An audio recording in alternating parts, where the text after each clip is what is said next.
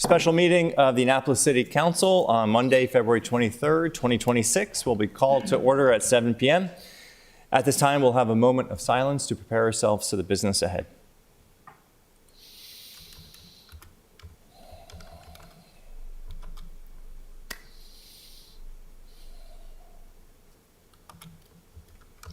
At this time, would everyone willing and able please stand for the Pledge of Allegiance? I pledge allegiance to the flag of the United States of America and to the republic for which it stands, one nation, under God, indivisible, with liberty and justice for all. Thank you. Madam City Clerk, will you please call the roll? Yes, sir. Mayor Lippin. Present. Alderman Huntley. Here. Alderwoman O'Neill. Present. Alderman Smith-Brown. Alderwoman Alsop Johnson. Present. Alderman Shannon-Meyer. Present. Alderwoman Conti. Present. Alderman Savage. Present. Alderman Thorpe. Present. Thank you. Ms. City Attorney, will you please present the next item on the agenda? Next item on the agenda is approval of the agenda. At this time, I'd entertain a motion to approve the agenda. Thank you, Alderman Schneidermeyer. Is there a second? Second. All those in favor, say aye. Aye. Aye. Any nays? The motion carries. Ms. City Attorney, will you please present the next item on the agenda? Next item on the agenda is petitions, reports, and communications, beginning with the update from the mayor. Thank you.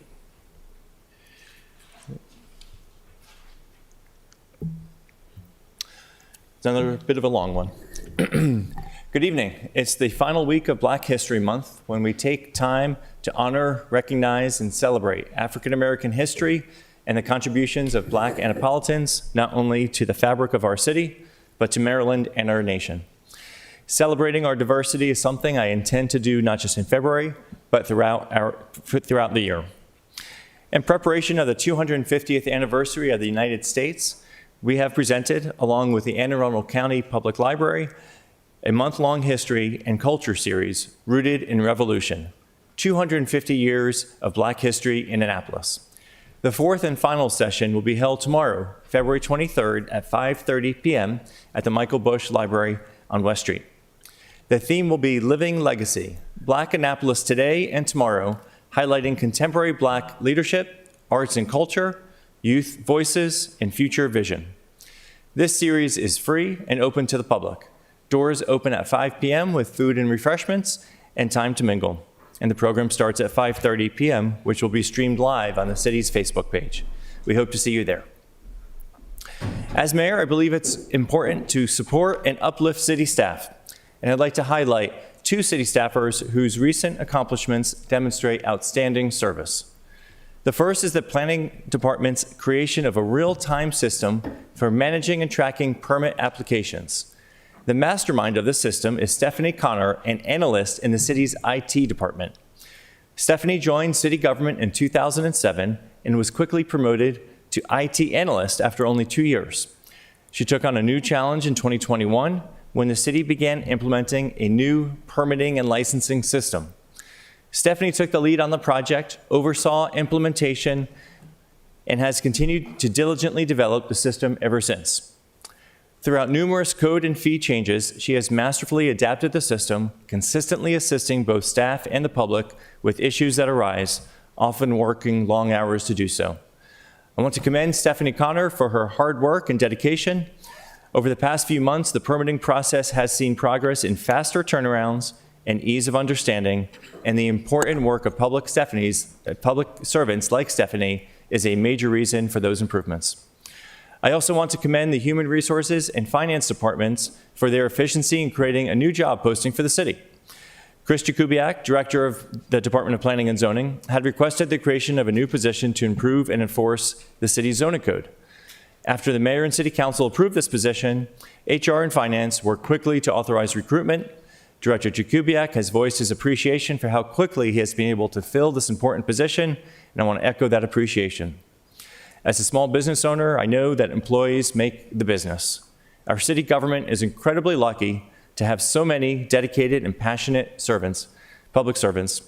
City employees work hard every day to deliver tangible results for Annapolis residents, and I want to commend and appreciate them when I can. Speaking of filling city positions, I'd like to recognize the new Deputy Director of the Finance Department, Karen Ajayi. Deputy Director Ajayi brings decades of experience as a certified public accountant and tax specialist, including public sector experience with Anne Arundel County. She holds a master's from Old Dominion University and a BA in accounting from Clark Atlanta University. Welcome, Deputy Director Ajayi.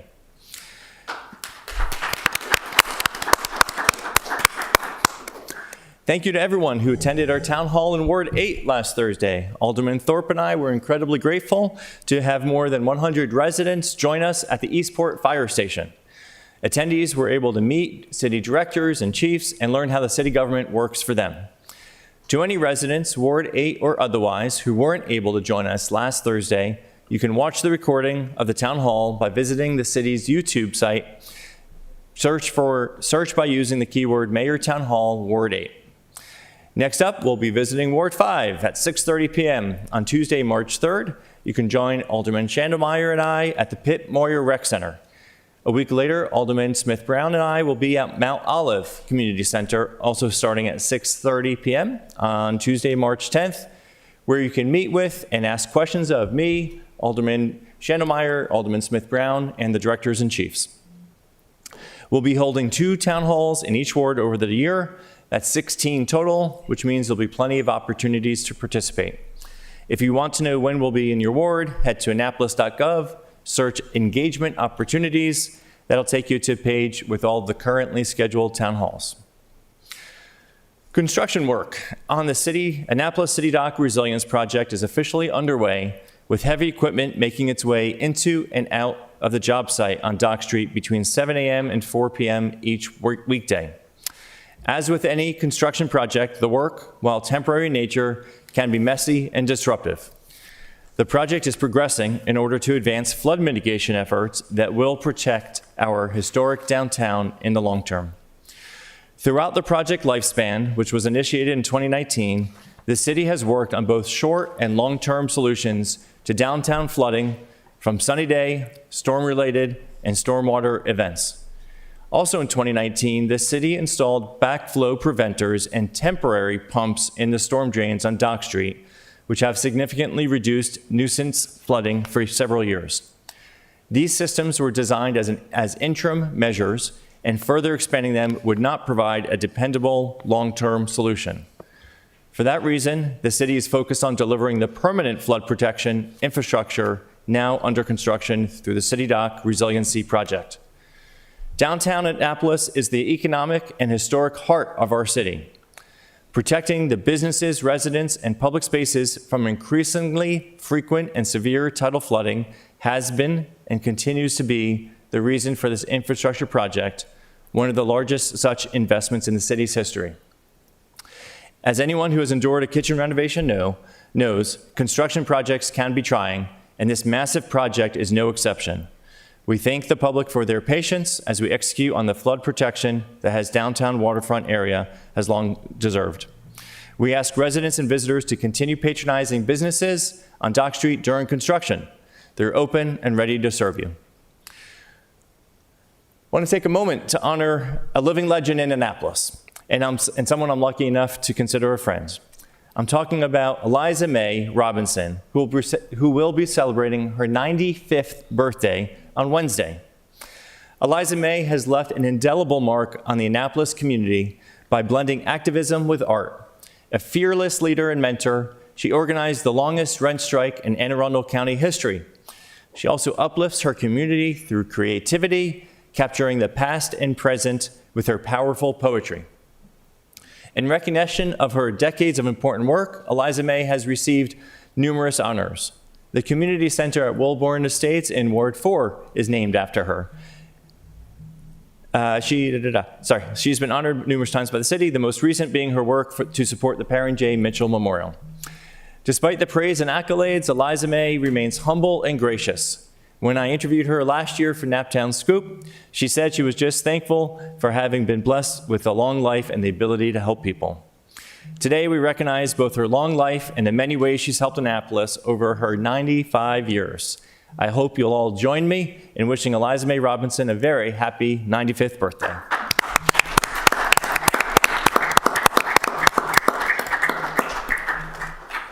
Restaurant Week has begun in Annapolis. If you're looking for an opportunity to check out the many great restaurants that Annapolis has to offer, now's your chance.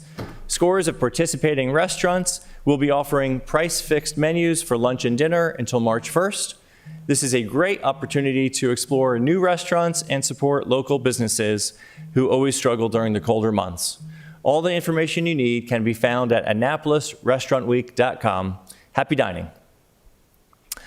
Getting there. Annapolis Greenscape is coming up on April 25th. This annual event seeks to beautify our city by planting and maintaining flower and vegetable gardens in public spaces throughout the city. If you want to help plan the 34th annual Greenscape, come to our organizational meeting this Wednesday, March 4th. Is that this Wednesday? Next Wednesday? Next Wednesday. It'll be at 6 p.m. at Pitt Maury Rec Center. If you plan on attending Greenscape on April 25th, make sure you fill out the order form for plant materials and submit it by March 4th. You can find all the information you need on annapolis.gov, search for Greenscape. Speaking of annual events that involve the color green, St. Patrick's Day Parade is coming up on March 8th, Sunday at 1 p.m. Proceeds benefit local charities, including Warrior Events. The parade will have a new route this year, starting on West Street on Amos Garrett Boulevard. From there, the parade will make its way down West Street, traveling around Church Circle before continuing down Northwest Street to St. John Street. Residents should expect rolling road closures and parking restrictions along the parade route from approximately 1 to 3 p.m. Please follow police direction and posted no parking signage. We hope you'll all enjoy the 14th annual St. Patrick's Day Parade. And of course, if you're celebrating with alcohol, please drink responsibly and utilize designated drivers, taxis, or rideshare. I'd like to give a shout out to Naptown Events for producing the parade and sponsoring the Huli at the Naval Academy Alumni Center on March 7th. For more information on the parade in Huli, visit www.stpatricksweekend.com.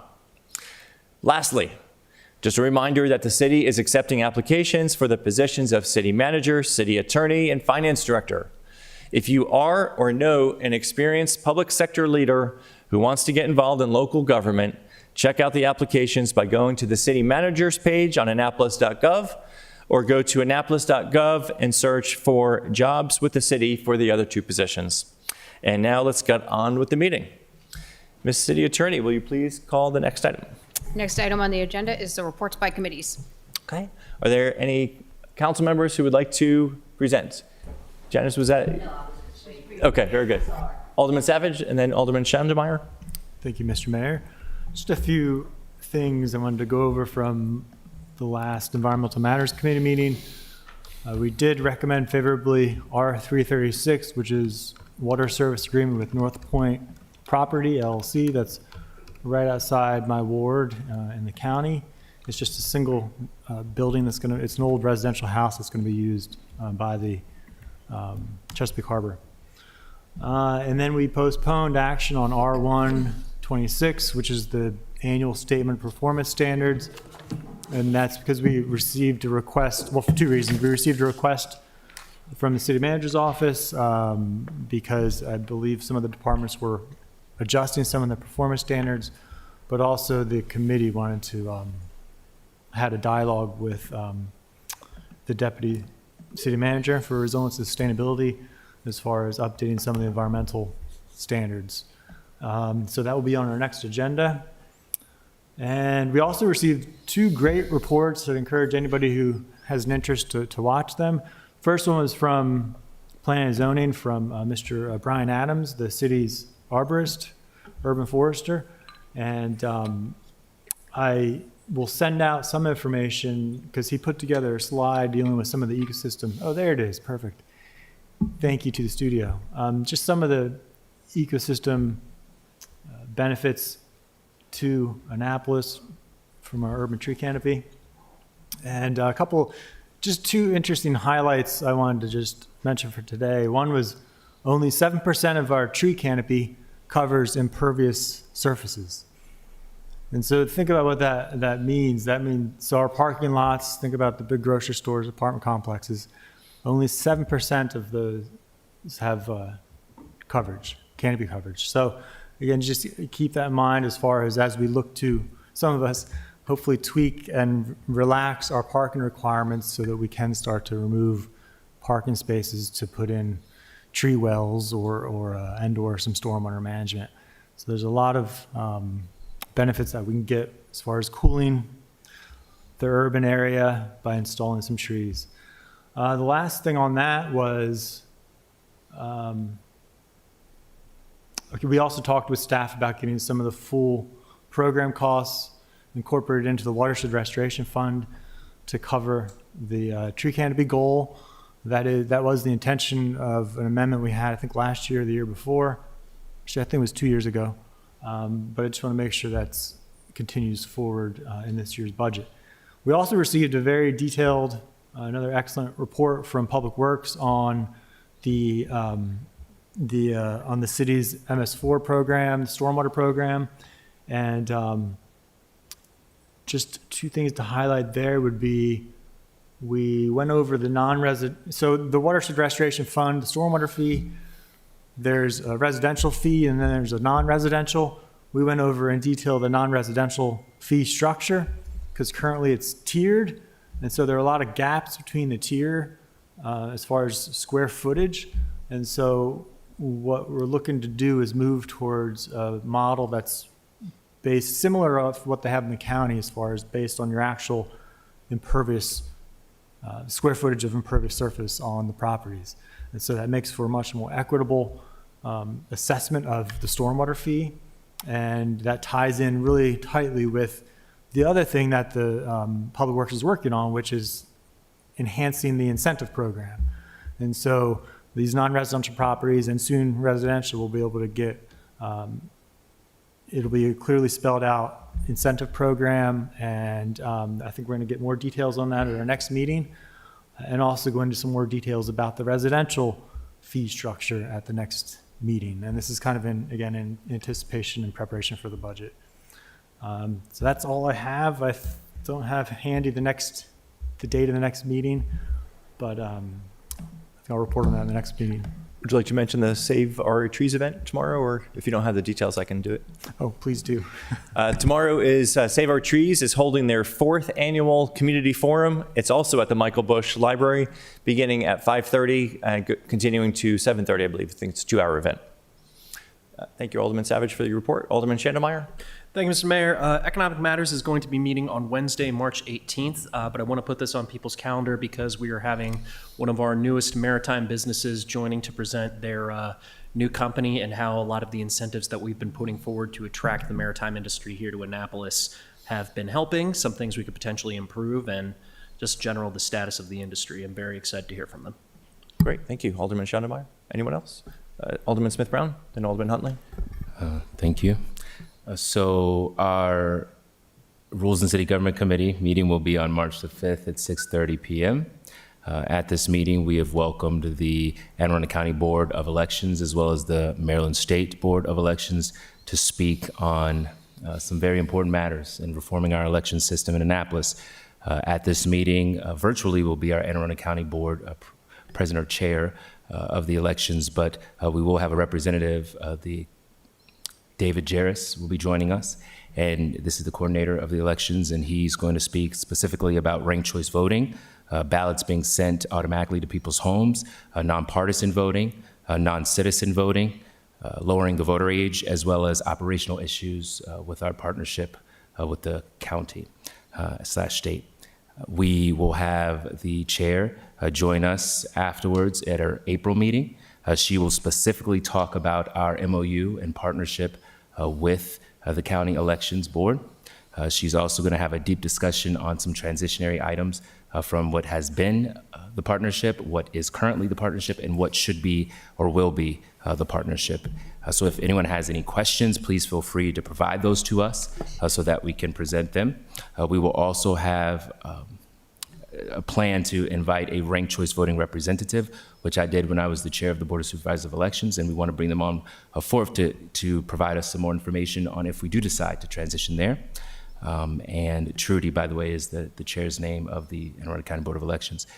We will also have a state representative where we can ask those questions as well.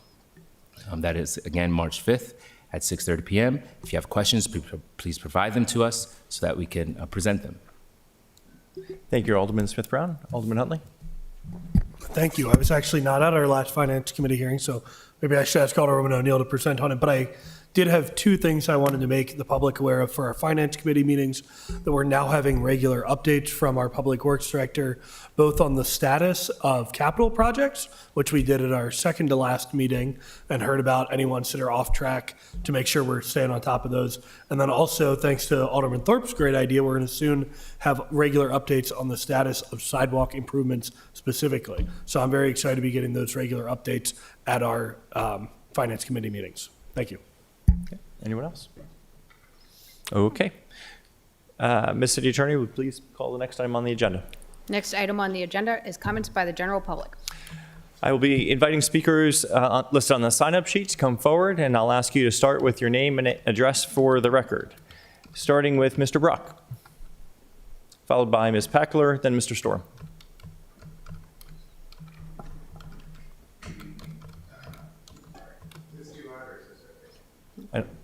Hit the button. I don't think they should be bright green.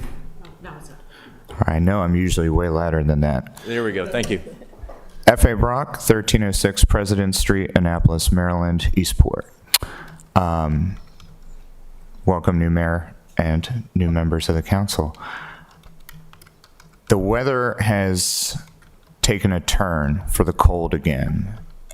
And though it has done that, and the sidewalks are in a much better condition than they were the last 3 weeks, I kind of miss the ice that had thawed over Spa Creek and all of the bay. It was quite a miracle not seen for the last dozen years or so.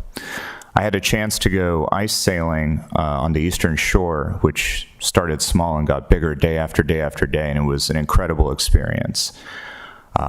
And some people in town also got to enjoy accessing the water and the ice.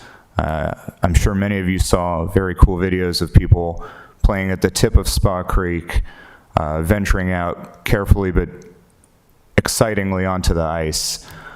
And I was thinking of something about how easy it is to do that in some parts of town, but not in other parts of town.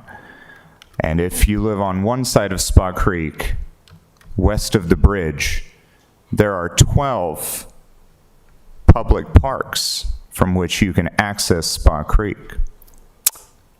If you live on the south side of Spa Creek, west of the bridge, there is one, maybe generously 1.5, if you're willing to fight for it again, points of public water access to Spa Creek. So you couldn't, if you were a kid wanting to go shoot a hockey puck around, something that you may never get a chance to do again, do that from our side of the creek. 12 versus 1. The other half is Wells Cove. I would love for this council and this new city leadership to revisit the awfully written request for a deed of land, deed of easement, my apologies, under the former city attorney, so that we can actually access the water there too. It took coming here with rotten pieces of wood and rusty nails from Burnside Park to convince that to be added to the city's Waterway Improvement Fund project.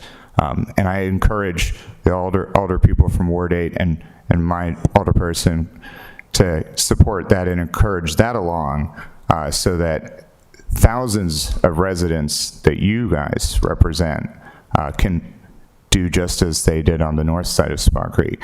With these comments, because I may not get to be here on Monday nights as often as I like, I would like to express support quickly for 0326, adjusting the harbor lines for Hawkins Cove, which will be introduced this evening. Just wrap it up, Mr. Brock. Yes, thank you very much. Thank you. Ms. Packler, and then Mr. Storm and Mr. Tomasini. My name is Jess Packler, and I am a resident of 506 President Street. And I would like to wholeheartedly endorse everything that Mr. Brock said, particularly about Wells Cove. And I think you can actually just ignore the deed of easement, as it was called, as there was already an easement that was legally in place, signed by the city and legally enacted in 1992. That should stand because it was never taken away. But that is not why I'm here tonight. But thank you for supporting Wells Cove, because we do need public water access, and which is why I'm here to offer support for 0326 Annapolis Harbor Lines at Hawkins Cove. My child was one of those children on our side of Eastport that was trying to get out on the water, could not get out on the water because there is no public access on our side of Eastport. And he did want to take advantage of, my children wanted to take advantage of the ice. But just in general, all of our children and all of our residents on the President side of Eastport should have access to the water. Maybe we can't get 12, but we should at least, 3 or 4 accesses. And part of that for Hawkins Cove is going to rely on approving the harbor line change so that the entire project at Hawkins Cove can go forward, including the natural shoreline and the building of the pier. I know there is some concern among the neighbors that the pier is long, and I understand that when you've had a very protected cove for a very long time, you might be afraid of other people using your cove. However, it is a public cove. It is public water, and the public should have access to that water. And there are plenty of places all over Anne Arundel County that if you want to live on the water in a place where no one else can access your piece of water, you can move to. But in the city of Annapolis, in an small urban environment like ours, public water access should be more important than anything else. So please approve and move forward with 0326 Annapolis Harbor Lines at Hawkins Cove. Give Hawkins Cove what has been put forth now is a great plan that does not offer a ton of parking. It really does make a public access for the neighborhood, and it really creates what all in the neighborhood have been asking for a long time to have. So please move forward with Annapolis Harbor Lines at Hawkins Cove, support that, and give all of us in our side of Eastport a little bit more public water access. Thank you.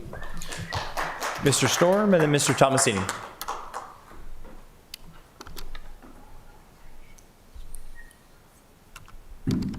So for the conversation about our care and concern over the flooding on the city dock, why is it necessary to continue it?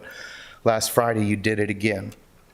I'm sorry, but it's difficult to comprehend the lack of empathy the city government has for the city dock businesses. In 2018, the parking area at the city dock had to be barricaded 70 times, and as you said truthfully, in 2019, a flood remediation pump system that had been promised for over a decade was finally installed, and for the next 3 years, that system worked perfectly, resulting in only one instance of the city dock having to be barricaded. Then all of a sudden, despite our many pleas before this same body, and for those of you who have been here for a while, you've heard me talk about this, the pumps were shut off and they were kept off, resulting in 120 instances of street flooding over the next 3 years. Was it intentional? Don't doubt for 1 minute that it wasn't. Once I was caught and confronted by a city official for turning the breaker back on, my reply was, "How did you know it was off?" Each time the unnecessary flooding occurred, I wanted to direct a fire hose at the front door of Buckley's restaurant, Tsunami, so he could experience what we were going through, because I had shown him and taken him down there, as I took Harry down there as well. Now we're being flooded from the city's contractor putting sediment control liners in the storm drains, and I believe, Harry, you'll remember when I showed you those and how quickly they plug up. Both Whiting, Turner, and the city are aware that these liners plug up quickly and need to be attended to frequently. In actuality, there's no reason for these off-site measures, as the contractor is responsible for implementing proper sediment control on-site. The city promised us we would no longer have to worry about being flooded once this work started. This is just another of the many promises made to Dock Street merchants that have been broken. Annapolitans deserve answers that we've been promised, not canned, carefully prepared, circle the wagons answers from politicians, but open, honest, straightforward answers. We were told we wouldn't have to file MPI requests, and we were promised the things that we've asked for, but I guess that's not true either. So please back up your answers with a copy of the city's contract with Whiting Turner, as well as accurate and detailed information on the sources of the funding for this project. The state's broke, so citizens don't believe they can come up with their financial commitment, and we certainly have no reason to believe we will receive the FEMA money as it's been shut off to Maryland.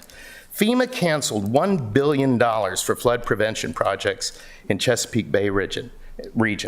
On April 4th, 2025, FEMA announced it was pulling the plug on the disaster preparedness funding called BRIC, the Building Resistance Infrastructure and Communities Program, to help communities to invest in massive projects to fight disaster threats such as flooding. This is where the city told us that the FEMA money was coming from. Well, now all of the other Maryland communities in line to receive these funds have acknowledged it won't happen, except one city. That's ours. One last comment. Our repeated quest to former Governor Gavin Buckley and current Mayor Jared Littman have yielded the same denial that the FEMA funding is gone. Prove us wrong. By the way, if you doubt what I was saying about the flooding, feel free to visit my Storm Brothers Facebook page. It's had over 200 shares in the time that this has happened. So please take a look at the photos. Thank you for your comments, Mr. Storm. Mr. Tomasini?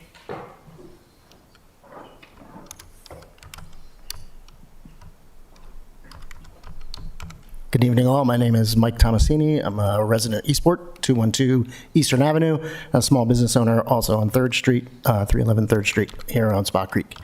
Tough act to follow, Mr. Storm.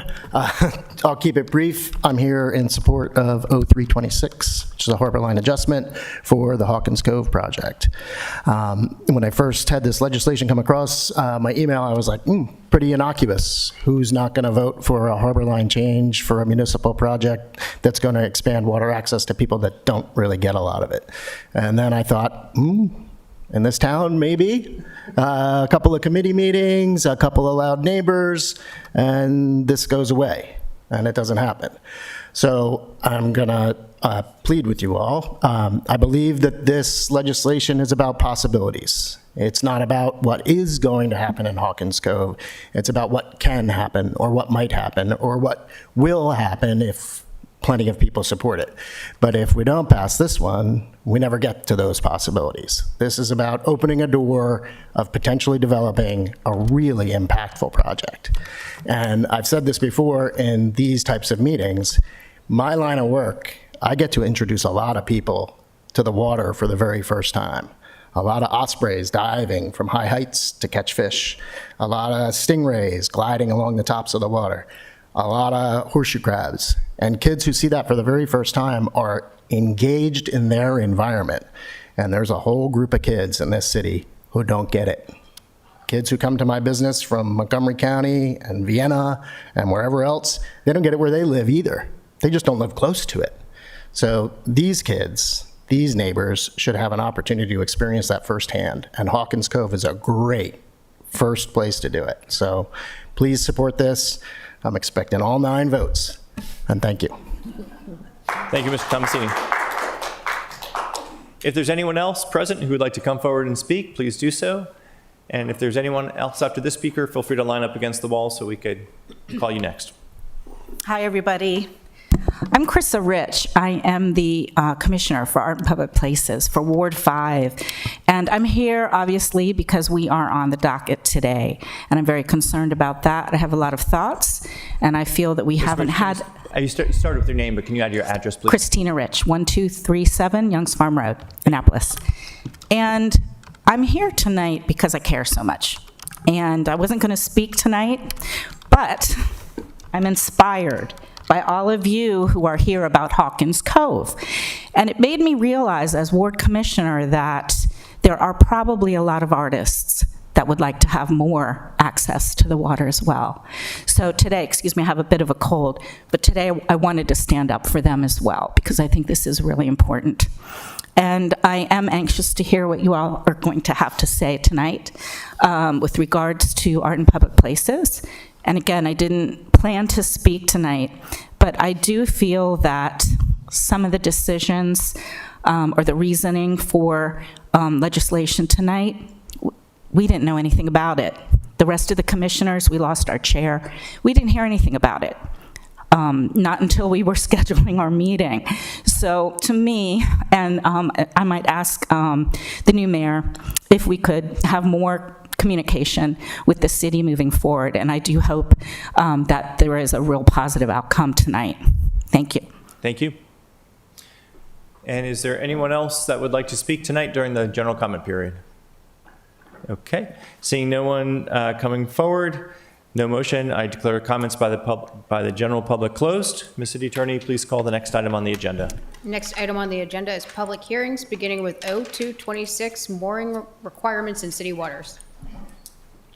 Thank you. So for those individuals, I will call you up in a second that you wish to speak. Please provide your name and address for the record. We'll start with Janet Neves, followed by Ms. Packler, followed by Ms. Patnode.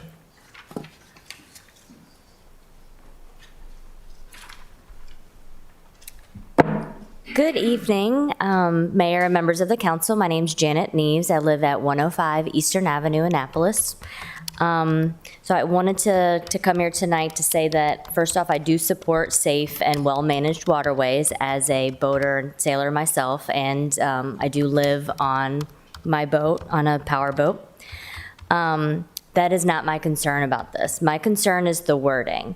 If this ordinance defines all moorings in the city as city moorings, there are, that goes far beyond clarifying just the spacing and stuff for the moorings that were put in Spa Creek and Bat Creek. Words in these codes matter. They define ownership and responsibility and long-term policy. There is a significant difference between saying transient moorings are city-owned and redefining all moorings in city waters and city moorings. So I have a lot of friends that will come up from all over the country or come down, like let's say they're in Maine, and they come to see the Annapolis Boat Show. There's no space for them to go in anchorages. So they will go into Weems Creek and go into the anchor spots there to have a safe, protected area, and can borrow or rent other people's private moorings. So my concern is that, getting off topic, my concern is that if you define all of the moorings, private moorings, as city moorings, then those folks that have private moorings already and are they are not in violation of any code, are you then taking away all of these private moorings in which they've paid for, they've done everything responsibly? Are you then taking all of these away just by the wording in this code? So I do urge you to kind of just maybe look over all of it, look over the wording, make sure that we use the correct language so that we're not taking away people's private moorings. Thank you. Thank you. Ms. Neves, and for other speakers on this topic, once we're done with the public hearing, I'm going to be inviting Ms. Gill to speak to the table, to speak to the council about this legislation, to address some of the concerns that have been raised. So you might want to stick around if you were about to head out. Thank you.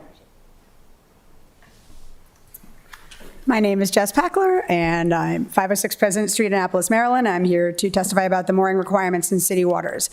By all means, clarifying that the moorings not be installed within 75 feet of another mooring rather than the way it's currently written makes sense. And fixing that wording makes sense, and I'm in support of that particular thing. I think that the rest of this bill, ordinance, needs to be pulled.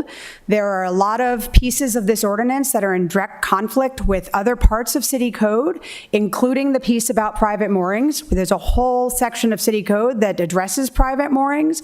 There are private moorings in the city of Annapolis, even though the harbor master has said repeatedly through email that there are not. But that's addressed in city code, and this code does not address that addressing in city code.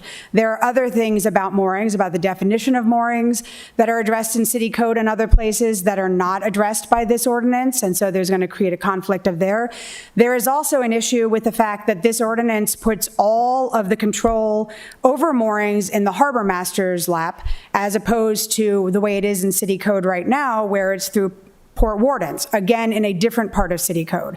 That is another conflict in this ordinance that needs to be taken care of. It is not a well-written ordinance. By all means, make it so that the moorings are supposed to be 75 feet from another mooring as opposed to boat from boat. I understand that. That makes sense. But the rest of the ordinance really does need to be taken down and revisited and figured out what's going on, especially considering the numerous public statements that our current harbor master has made in multiple public meetings about how she needs to get better control of the moorings and the mooring fields so that she can minimize or eliminate the number of anchorages that we have in our city and the access for transient boaters to our city waters.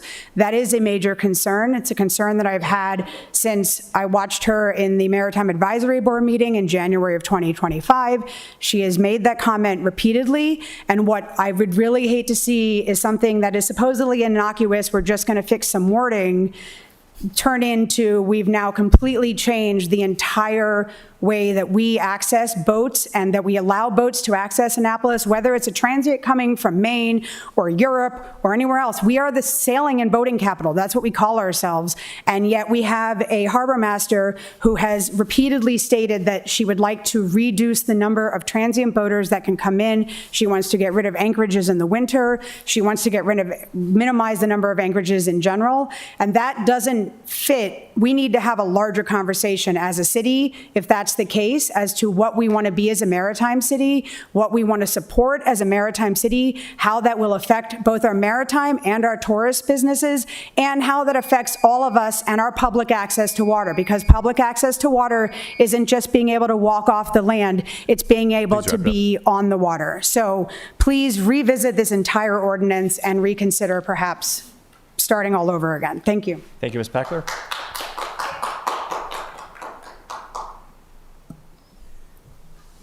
Good evening. My name is Carrie Crumba Patnode. I live at 350 Crownsville, Maryland. My sailboat is a resident of Weems Creek. I am one of those elusive private mooring owners. My husband and I bought our first sailboat back in 2018, right after my mom suddenly died. And we bought this old 1966 Hinterholder Shark. And when we bought it, we weren't actually going to be able to purchase it because we had no place to put it. But the previous owner sold the mooring that came with the boat when he bought it from the prior owner to us. So from my understanding, talking to the owner, that mooring has been in Weems Creek for years and probably decades.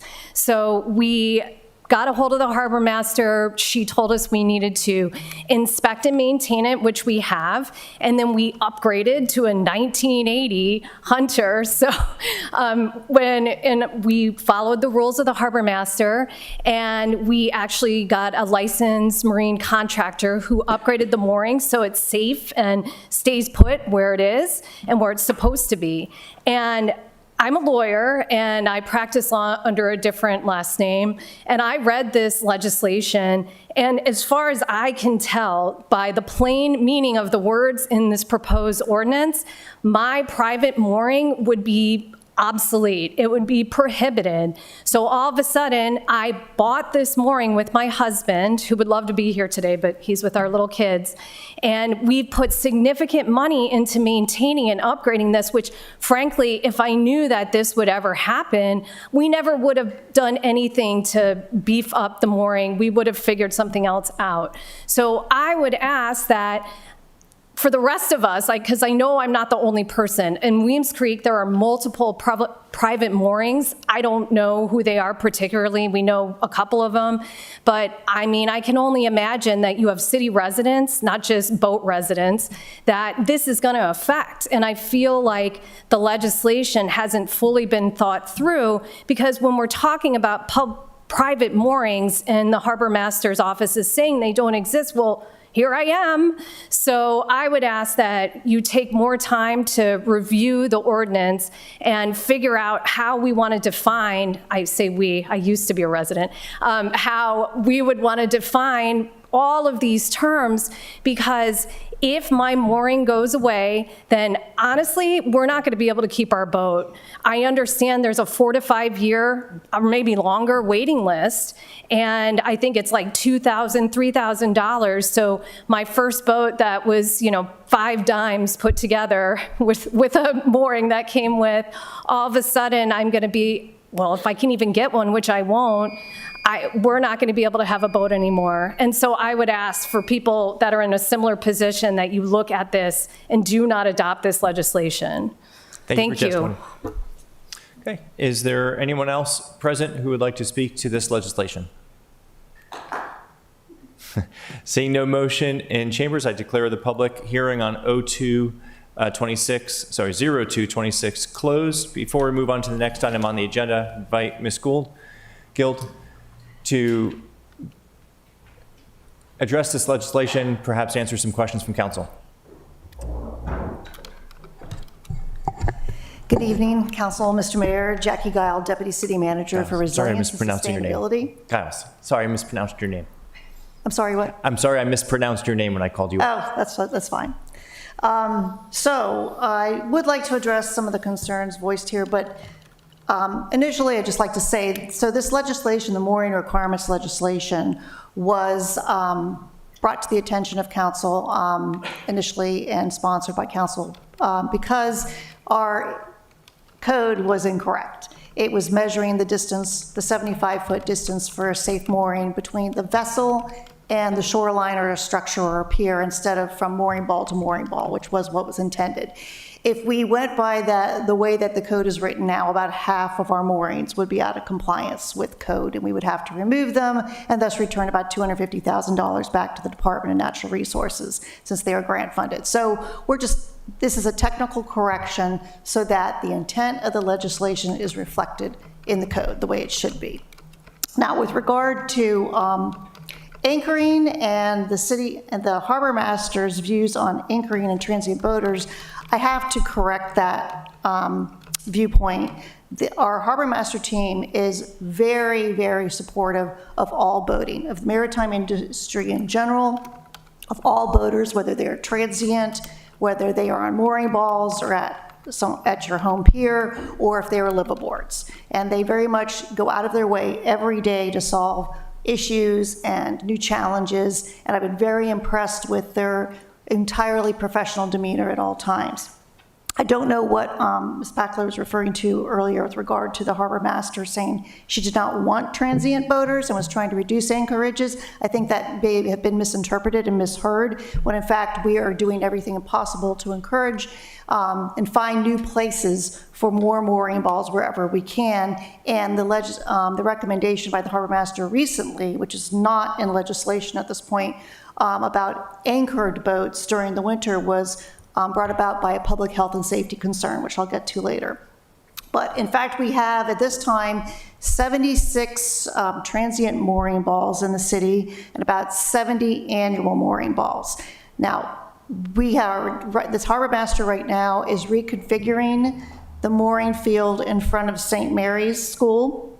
That is because those mooring balls, that field is not utilized 100% all the time because it only can accommodate 35-foot boats when the industry is moving to larger and larger boats. So that mooring field is being reconfigured so that those transient moorings can accommodate 55-foot boats. So that field will go from 20 transient moorings to about 8 or 9. And then we're not losing any of those moorings, we're moving them up Spa Creek. And one of those moorings that will be moved of the 10 or 11 will be remain transient, and the others will be turned into annual mooring balls. And that is because we have a very long list of residents waiting for mooring balls. On Back Creek, the list is about 49 residents waiting for mooring balls. On Spot Creek, it's about half that number. So we're taking care of moving some of those transient mooring balls that we have to move to reconfigure that field into annuals to alleviate some of that waiting list we have on Spot Creek already.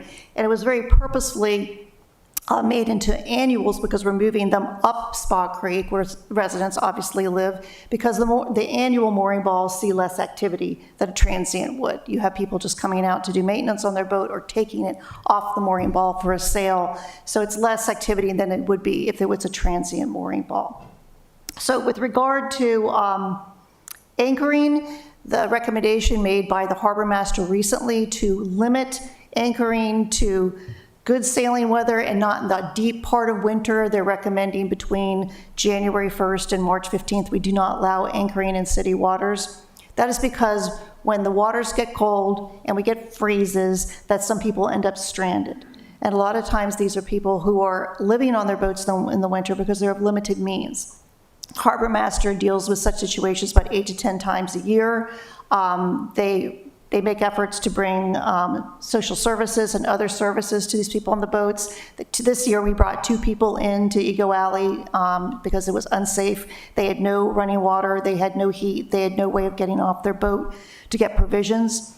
So the harbor master does as much as they can to help people if they'll accept their services, but it would be, and these boats often are left for periods of time when people go on shore, when they can get to shore, and they drag anchor. So it's just to address the public health and safety aspect for a very limited time during the winter. But again, there's no legislation on this yet. This was just a recommendation recently made by the harbor master's office. And the harbor master actually in that recommendation said if it would make sense and be in the public interest to allow anchorage during that period of time, they could make exceptions. There was one more comment made with regard to the mooring balls that I wanted to address. It was that this is entirely at the discretion of the harbor master. Again, I have to correct that. In order to move a mooring ball or put in a new mooring ball, there are several other approvals that are needed. For example, for the St. Mary's mooring field reconfiguration, Maryland Department of the Environment and the Army Corps of Engineers approvals are needed, as well as the port wardens. So that mooring field, for example, is going through a review right now by MDE and by the Army Corps. They both sent out a joint notice for public comment. The mooring field reconfiguration was published in the Maryland Register. It was open for public comment.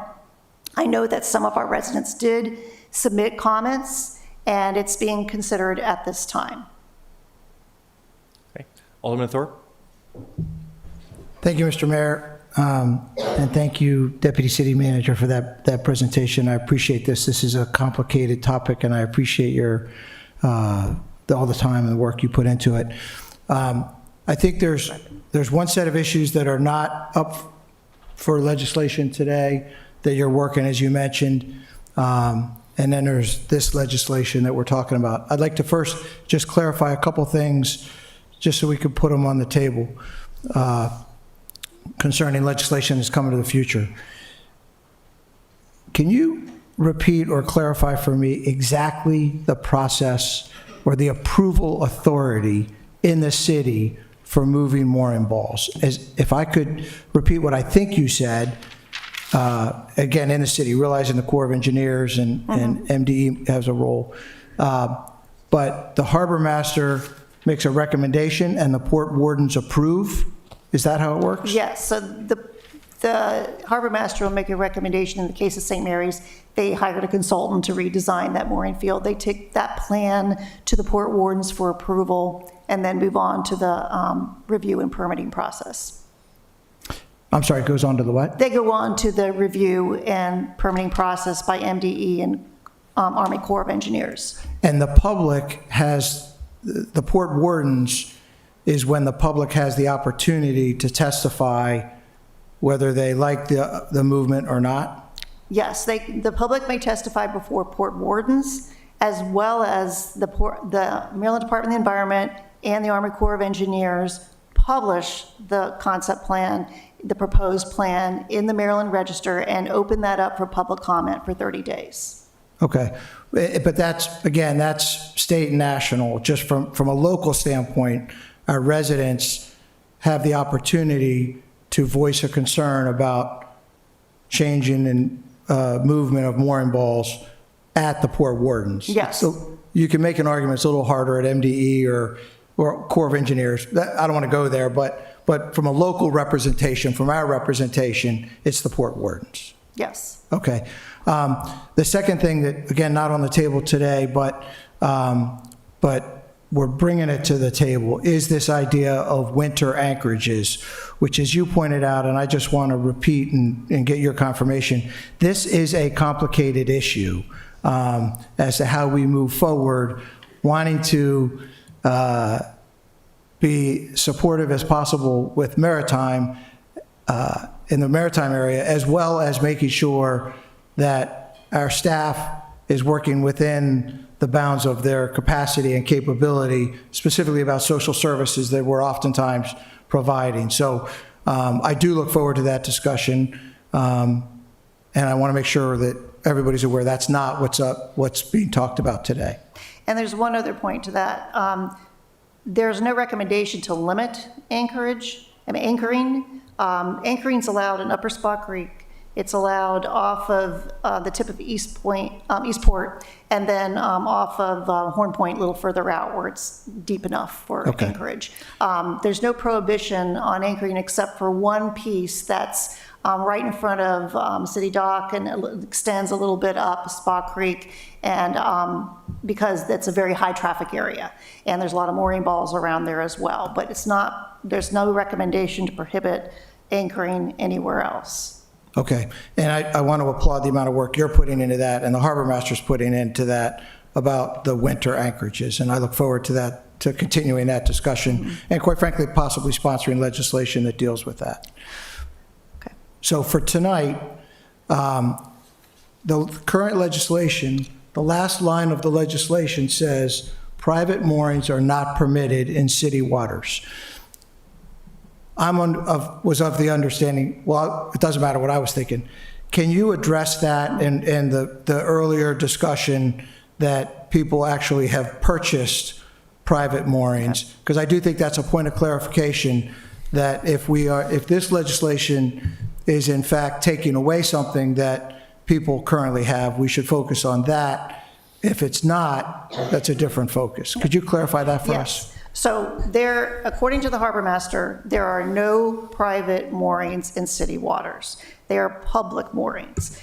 And this legislation before us, the mooring requirements legislation, intent is to correct that because it refers to public moorings. That's when they're referring to annual moorings. So the transient moorings obviously are owned by the city. I think the confusion is over the annual moorings. Those are also owned by the city.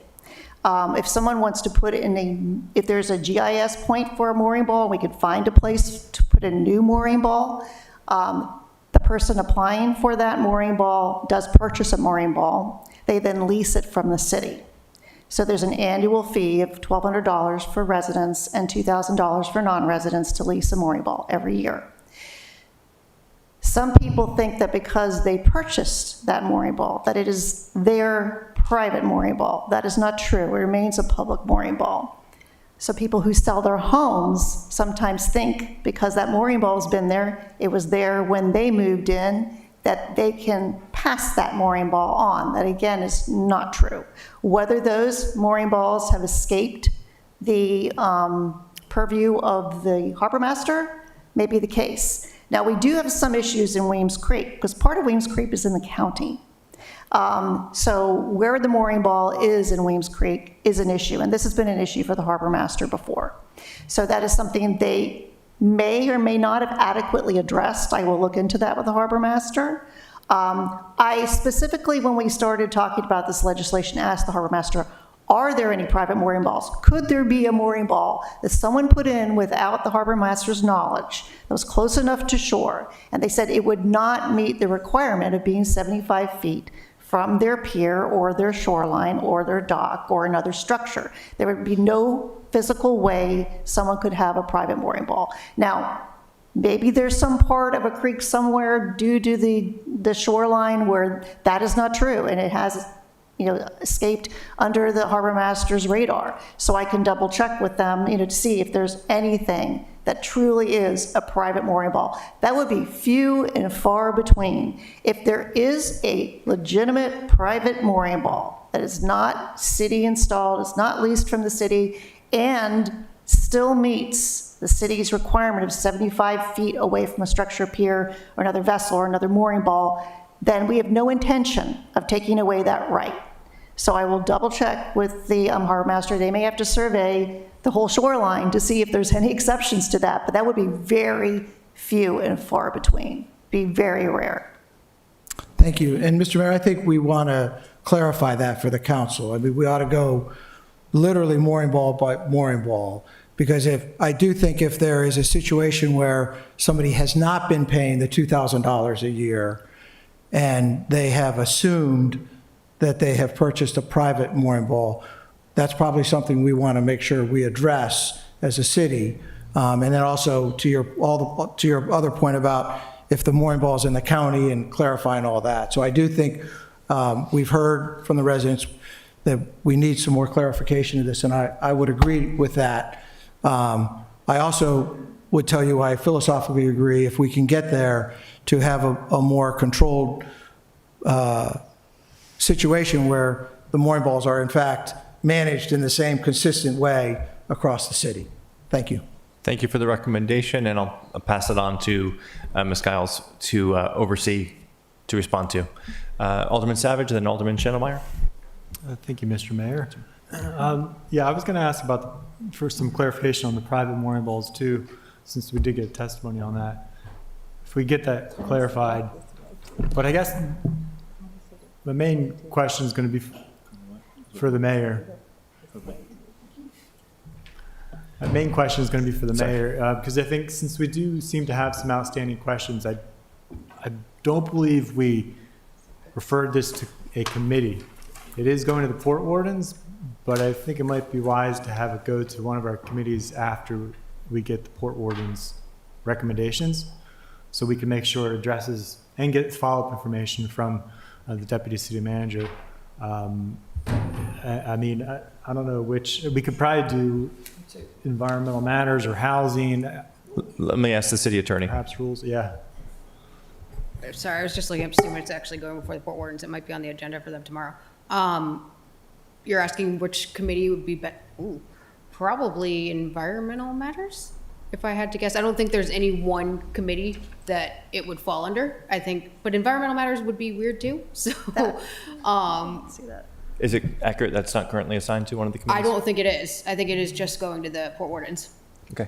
No, Alderman Savage, are you asking is for it going to finance? It's referred to the environmental matters. Oh, it is on there. Yeah. Oh, I apologize. I thought last time I checked, it wasn't on there. My bad. Okay. Was there anything else? No, that's it. Thank you. Okay.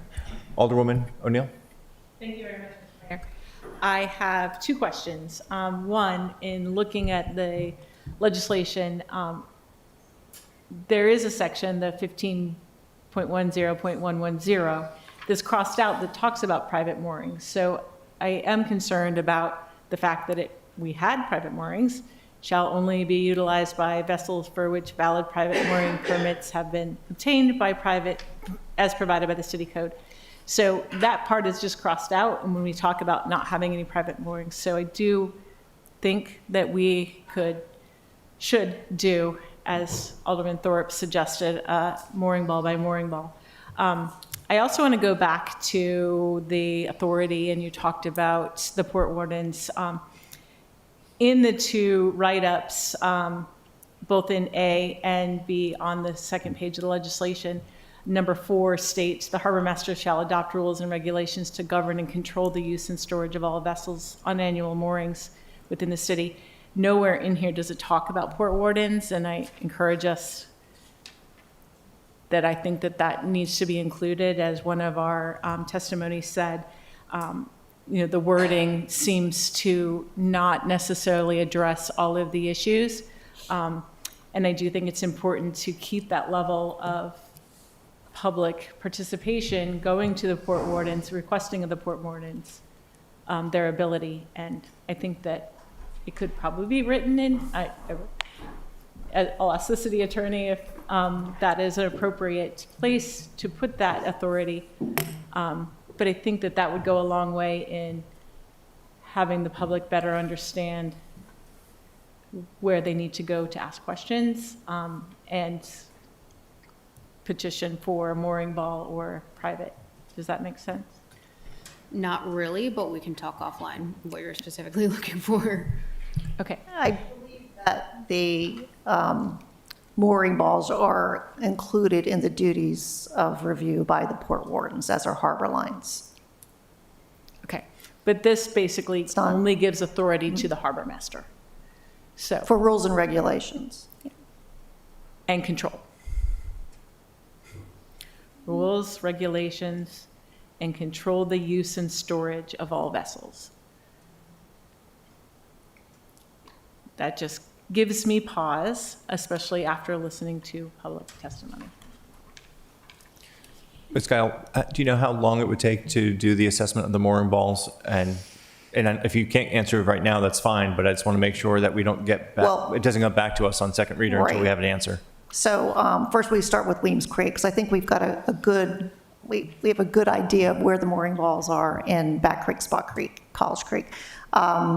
But Weems Creek has always been a little problematic, so we would take a look at Weems Creek and see if we can match that up to our leases, our mooring ball leases, and our designated mooring ball. On the Harbor Master's website, on the city website, there are pictures of where our annual mooring balls are, and then they show the fields. I mean, they show where the transients are by color, and then there's separate maps for where the mooring balls by number are. They're very clearly marked. I believe there's one for Weems Creek as well. I think we don't need to go into all those details now. I'm just asking that you be in touch with Alderman Savage so that we can get those answers before the committee review of it, and then therefore before the council takes it back up. Okay. Well, so we'll look at Weems Creek first. I don't think we'd have to look at any other creeks. They could probably do it within, it's only Monday. They probably do it this week. Okay, very good. And the people who spoke during public testimony are here if you would like to reach out to them to address the concerns. Were there other questions, council members?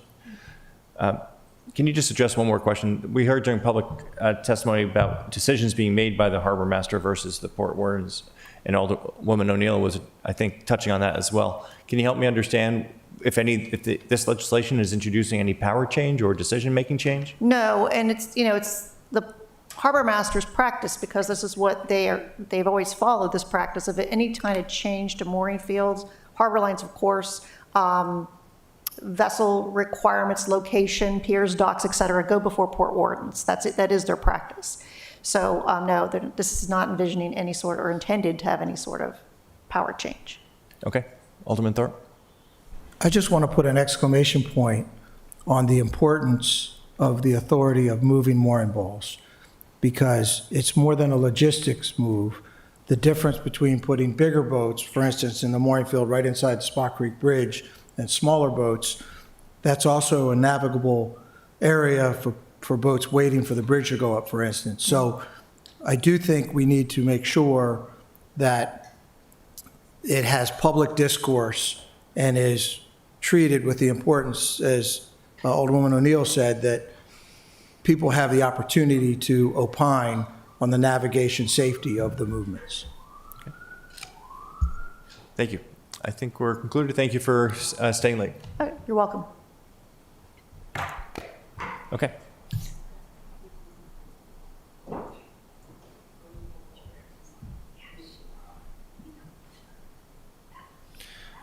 Okay. Ready? Yeah, I'm sorry. Ms. City Attorney, please present the next item on the agenda. Next item on the agenda is ID 4226, the City Council discussion on public parking. Thank you. Would Transportation Director Moore please come to the front table?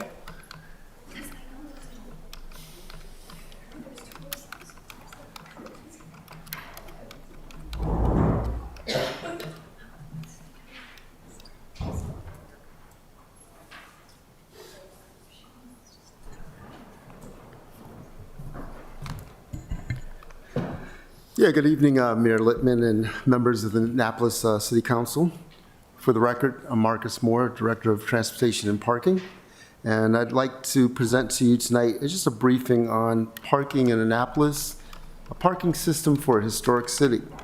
So what I'd like to talk about as we go through some of the challenges that we face, what we manage, which is the inventory, how the parking system is structured, some of the data that I was able to obtain from our 2 parking contractors, and parking programs for residents, visitors, and employees of the local businesses.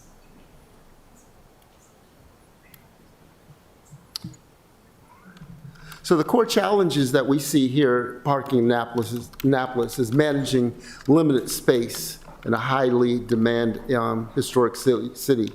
So balancing those various groups, which include residents, employees of downtown businesses, customers of local businesses, visitors to the city, and as we've been talking about a little bit today, you know, we're noted as the sailing capital, not of just the United States, probably of the world, and a lot of our other special events that come to our city. So what we're managing is a limited space. So total garage space, the 4 garages that we have is about 2,500 spaces. We're looking at Hillman Garage with about 588 spaces, Gotts Court Garage with about 540 spaces, the Knighton Garage with about 278 spaces, and Park Place, 1,140 spaces. So we're also looking at the street space there, which is metered spaces. And in there, I talk about commercial spaces, but it's also well, first defining what a commercial area is, obviously non-residential, but it could be some hybrid areas as well. So commercial areas would be Main Street, Inner West Street, Calvert Street, and the like. So you hear a little bit about the residential parking program and what's meant by a hybrid metered parking in residential areas. It's a combination of both that you'll find on College Avenue, Prince George Street, and the like throughout the city. So trying to manage these resources of a small town that now has probably households with 2 or 3 or more vehicles. How the parking system is actually structured with the city here, we have 2 parking contractors. Premium Parking, which handles the concession area we'll talk about. SP is the division of Metropolis. They handle the rest of the city. And as I mentioned, downtown areas, which is considered the concession area, is basically almost all of Ward 1, which is Districts 1 and 2. SP Metropolis is responsible for the rest of the city, which includes Wards 2 through 8, which are Districts 3, 4, and 5. This kind of shows the concession area of downtown. Of course, it doesn't go out to the water. Our GIS, ITS tried to make the map there for us. And I can give you some of the outlying streets over at Wagner near College Avenue, all the way to Spa Creek, up Compromise, all the way down to Acton Cove, in the areas there. But we actually have a map that'll detail all the actual streets in this compressed area. Almost all of it is either metered, hybrid, the garage. There's not many parking assets that are free. Here's what the data shows for the Mills Hillman for calendar year 2025. You get some spikes like when we had December with Midnight Madness and other events coming into the city. But you can kind of see what spikes up towards the end of the week with a Friday, Saturday, and Sunday, and what the total inventory looks like. This can be deeper explained. At the end, I'll entertain questions. I was able to obtain this data from our parking contractors. This one particularly is from Premium Parking. And you can see the time frames there from 12 a.m. all the way to 11:59 in a day. What the data shows with Park Place Garage, you can see the assets are 1,140 spaces and how many subscriptions, monthly subscriptions we have. All of our garages have subscriptions that are broken down to what's known as restricted, which is Monday through Friday from 7 a.m. to 7 p.m. Unrestricted is anytime. The Knighton Garage, smaller garage, 278 spaces. Basically the same thing. You can see where the peaks are throughout calendar year 2025 and how many monthly subscriptions we have there. The Gotts Court garage is pretty close in size to that of Hillman and also proximity. You can see the numbers there, and of course our spike would definitely be during general session. Parking programs for the garages. So we have free parking on Sundays, and I say enter after 6 a.m. and exit before 2. That's just the kind of the safety net. It is 6 to 2, but somebody coming at 5:58, I was only 2 minutes off. It's not a part of that time, or ticking over just a minute or two past 2 p.m. It is not for any group of persons, saying that's the Sunday, the church crowd, it could be the brunch crowd, the dog walking crowd, and as we reimagine City Dock, those just want to watch the boats come in and out or enjoy the new Susan Campbell Park. But this is all 4 of our assets, the garages, between 6 and 2. So employees of local businesses, these business owners or managers can request parking discounts directly from our parking contractors, which is SP or Metropolis. So the Hillman garage has a monthly employee parking from Monday through Thursday. It's about it is $110 per month. If they use it every single day, 4 days a week, it comes out to about a little less than $7, I believe, if I did my math correctly, of the cost. And I truly understand some people say, well, this is for wait staff, a barkeep, or whatever. They don't work 4 days in a row. But that's the offer that we have right now as we work through our concession agreement for other opportunities for businesses downtown. The Gotts Court garage is $5 per day. You enter between 12 and 6. Let's just use today. They'll have to be out by 6 a.m. the following day. And that is for that group that may be working in restaurants, bar hop, maitre d' and the like. As you get further away from downtown, you'll notice that night and garage, $3 a day, the same, enter between 12 and 6, out by 6 a.m. the following day. But Park Place has no restrictions. $3 a day for the calendar day, and you know these garages are all serviced by the free Magenta Shuttle. The free Magenta Shuttle starts at Park Place, and it goes down West Street to Church Circle, around Church Circle, down Duke of Gloucester, making a left on St. Mary Street, making another left on Compromise, and back up Main. But we'll be making some changes to this route come Tuesday to look at the businesses, to service the businesses at City Dock. Starting Tuesday, the 2nd of March, we'll start going down City Dock, make a left on Craig, make a left on Prince George. There'll be a stop at Craig, at Dock. They'll be able to see what businesses there, like Storm Brothers, like Latitude 38, like Bitney and Bowes. This is a free shuttle, and it's connecting the garages. And the free shuttle operates Monday through Thursday from 6 o'clock in the morning until 11 p.m. On Fridays, 6 o'clock in the morning until midnight. Saturdays, 8 o'clock in the morning until midnight. And Sundays, 8 until 8. And we still do offer 2 shuttle buses during peak time, Monday through Friday, from 6:30 to 10:30 in the morning, and then 3 to 6:30. We have 2 shuttles, so the turn time, with one, it's about 20 minutes. With 2, you just cut that in half. If you're catching all the lights and all, it could be even quicker than that.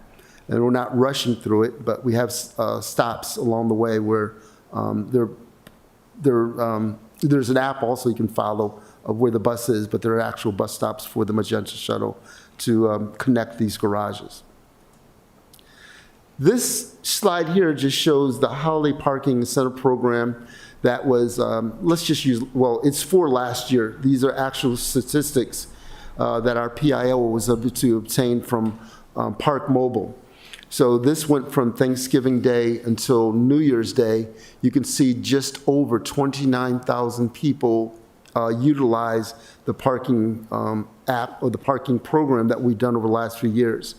And yes, we've noticed that there were a few people that had some issues with it, but when you look at that number of 29,000, you know, the numbers that we had that had an issue that said I didn't know I had to interact for the free parking, It's something we want to make better this year. Whatever we found that there was an issue that we could actually correct, we definitely want to do that. But the average user was about an hour and 44 minutes per session over the 6-week period. And there were half the users were brand new, so coming to the city. So we try to do all that we can to, bring in folks, just like we've done with the Midnight Madness on the first 3 Thursdays in December, to help out our businesses. That's what I have, and I'm happy to entertain some questions. There may be some deeper dives in some of the data that I shared, and I'd be more than happy to come back with our parking contractors that during a work section, in case you want to peel back that data. So this is just kind of an overview to give you a sample of what it is. And we also, our team has a meeting every 2 weeks on Wednesday at 1 o'clock. It's a parking contractors meeting. And we're really talking about issues that are coming up, things that may be happening as far as parades or special events. But there we also talk about things that we need to do or that we can do better. So this is definitely not a one and done, and I look to you for help on making it better along the way. So thank you for the time, but if you have any questions, I'll try my best to answer them. Alderwoman O'Neill and then Alderman Schneidermeyer. Thank you very much, Mr. Mayor. I have a couple of questions for you. And if cool one. the answers aren't coming tonight, I just want to make sure that they're out there. So no rush if you don't have them. In the past 2 weeks, I've had 2 major questions. One of them was from a person who paid for 24 hours in the Hillman Garage and wanted to know if that meant that they could come and go during that 24 hours and if that's possible. It's somebody who is working for the legislative session where comes, parks, leaves for a meeting, wants to come back, park. Is that acceptable? Is that something that's easily done? I don't believe you can, but let me check to make sure. And Actually, I do know the answer to that because I've actually done it. And the answer to that is yes, you can come and go. You're for that whole 24-hour period. So if they come, they park, they leave and come back. So I've had to do that. Would they face any restrictions if for some reason the parking garage had a sign outside that said full, monthly parkers only? Because Ms. City Manager, if you could identify yourself before you go. Oh, I'm sorry. Victoria Buckland, Acting City Manager. I don't know the answer to that.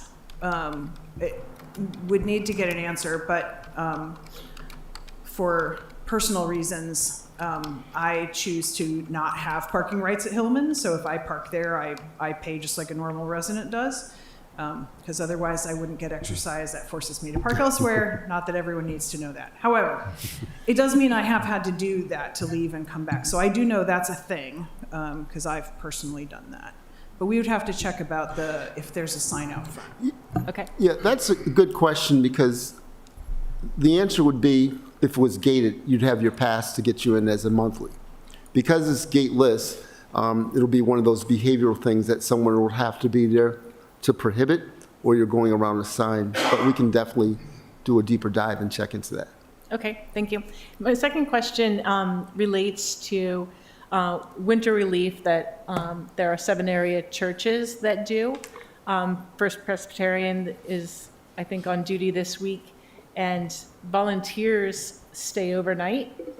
And they were worried about parking in Hillman Garage because I don't think that's one that you can stay longer than. When you say winter relief, but someone that's paying, they're going to pay when they act. It's the volunteers. The volunteers? For the church's winter relief. So a public entity coming in and worrying about staying,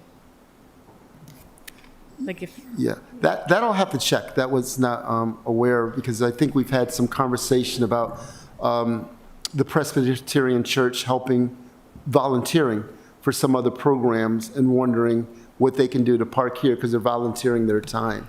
Could they go into that program? I just want to make sure I understand what the question is, because the question I thought I heard you ask, in some sense, was whether that 24-hour period sunsets at midnight And so if they pay to park, let's say they come in and they park at like 9 or 10 o'clock at night and they pay for 4 hours, does that mean it's okay for them to leave at 2, or does somehow that reset at midnight? Was that Correct. what you were Yes. asking? I believe, and we should verify Yeah. that, but I believe that's a rolling period.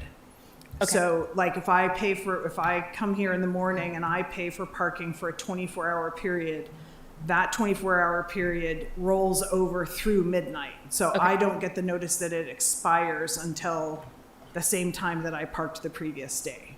Okay. Thank you. Those are 2 questions. Thank you, I appreciate that. Alderman Schneidermeyer. Thank you, Mr. Mayor. Dr. Moore, thank you so much for that wonderful presentation. I have 2 questions. One of them is regarding the status of the elevator repair in Gott's Garage. That has been out for, I think we'd all agree, an unacceptably long time.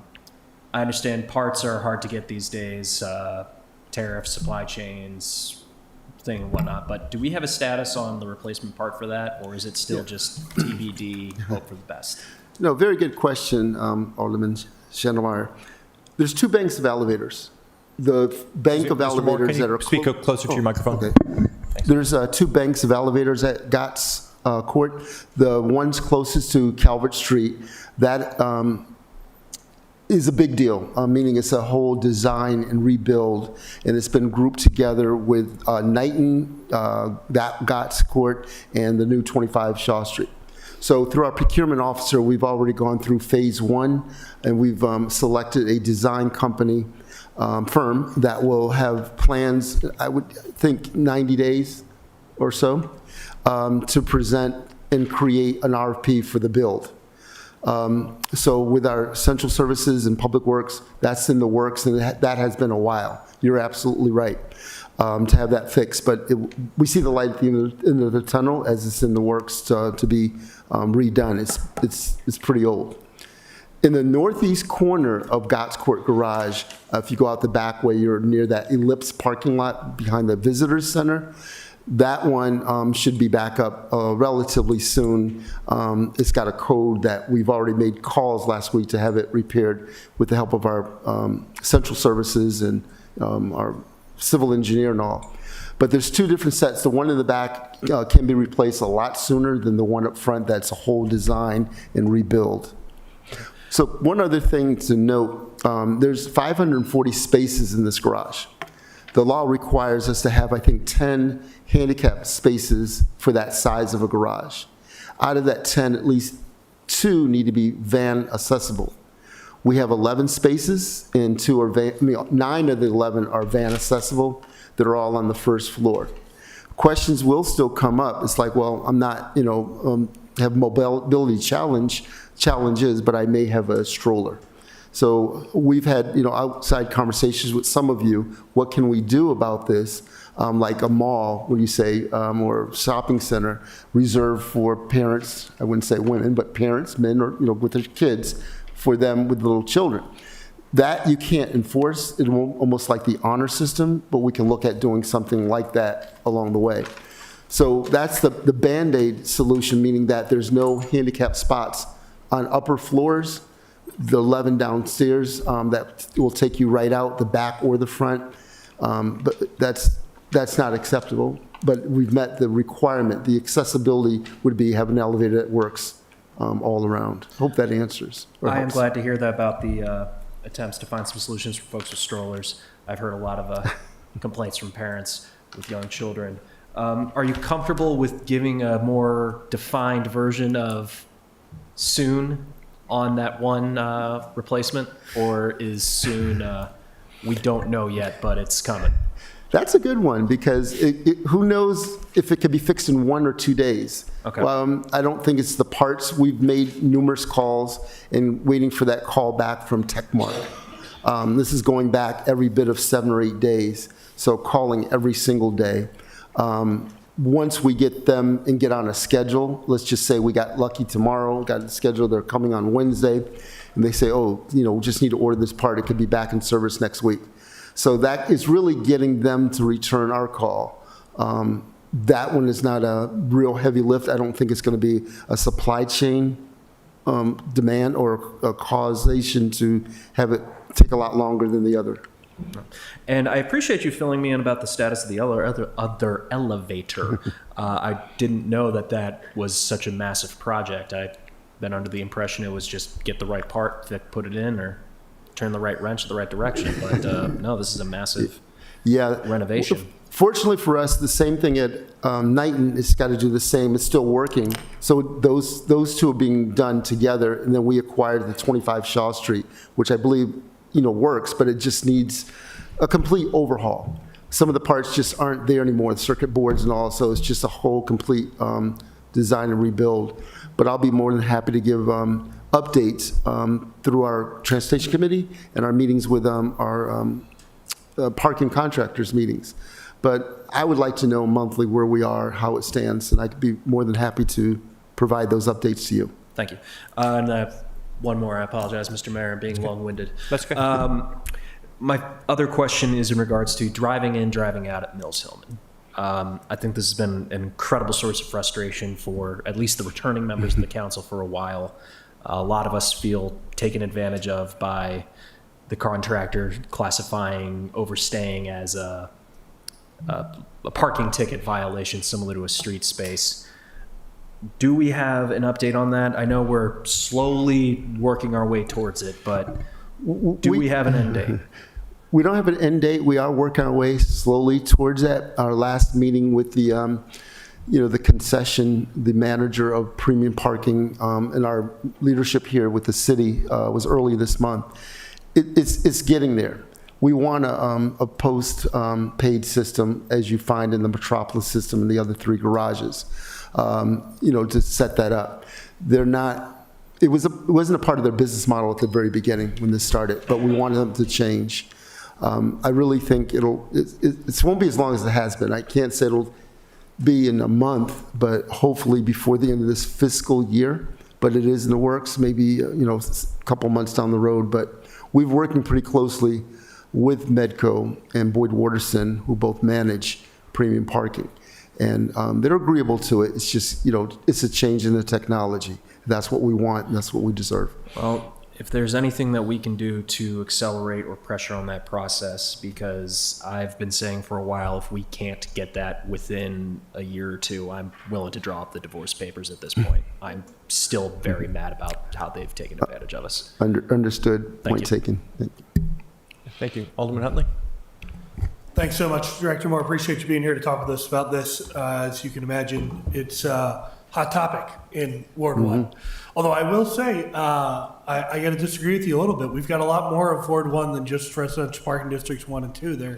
They're less than half, believe it or not, of Ward 1. As much as I love the good folks over there. So a couple little questions for you. One, you had a slide about the Park Place garage. And would you mind going back to that?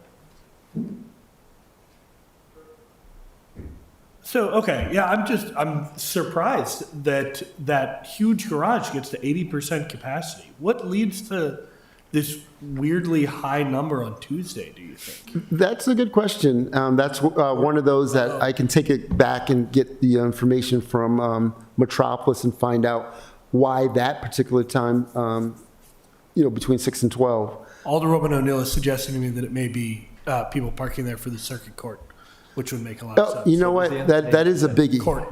The circuit, yeah, that is a biggie. Magenta shuttle is pretty full between 8 and 9 o'clock going in, standing room only, back and forth, but that could be it. Yeah. Alderman Huntley, anything else? Yeah, that makes total sense. I'm sorry. Was there anything else? Oh yeah, I have a couple other questions. Tell me if I missed this, but did you talk about Park, Shop, and Dine in here at all? Oh, I didn't. Let's see. It dropped off. I didn't, but I had it on there. So I can tell you about that. Park, Shop, and Dine is a program that all 4 garages or both parking contractors partake in. The business owners or managers can purchase these for their customers. and they cost 55 cents per hour for someone to use them, and you can stack up to 4, meaning 4 hours. So even if I just went to the CVS, then I wanted to go to another restaurant for lunch and then still walk around, that can happen. You would get these discounts directly from the parking contractor, and I think they bill them, or they would bill them after they were used, but I think they're billing them, and then they'll have them first. They'll have them in their arsenal for their customers. The way it worked before gateless, it was a chaser ticket. So they would actually buy these tickets, they would give them to their customers, and when they put their ticket in, they would put up to the 4 to get their 4 hours or 1 or 2 hours.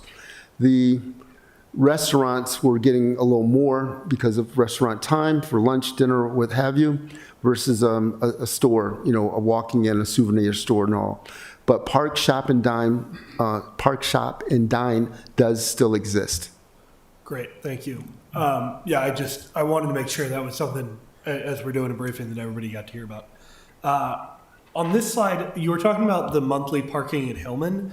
I heard from somebody a while ago, and I want to validate this with you, that there aren't any more monthly spots available, that it's full and there's a wait list. What's the status? There is a wait list, and that's something else you can find out how many are on the wait list, and I wished I had that data on our Hillman garage of what, how many restricted and unrestricted, or total number of parking monthly parkers we have, and how many we still have on a wait list.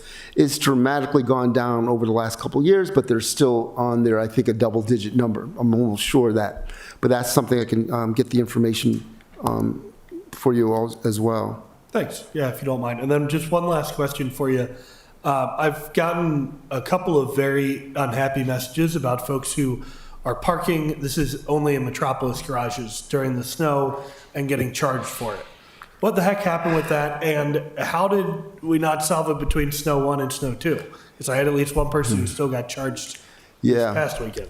I don't know, and that was a question our PIO actually asked on the call this morning when we were setting it up. Did we fix it from, you know, the other storm that we just came out of? And I was told yes.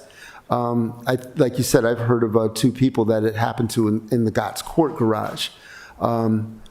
But we're trying to peel back the onion and find out either the email address or the license plate, what it probably was or is. Someone already has a subscription, and somehow it got caught in the net. But let me try to find out a little more why that happened.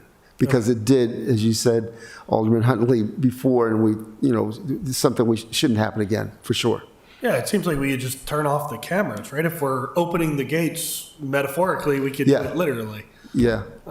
Okay. Well, I look forward to getting an answer on that, because I definitely have a bunch of people who have asked me, and I have told I will follow up on. Thank you. Yep. Okay, I have a few questions. You mentioned the elevators at the Gotts garage.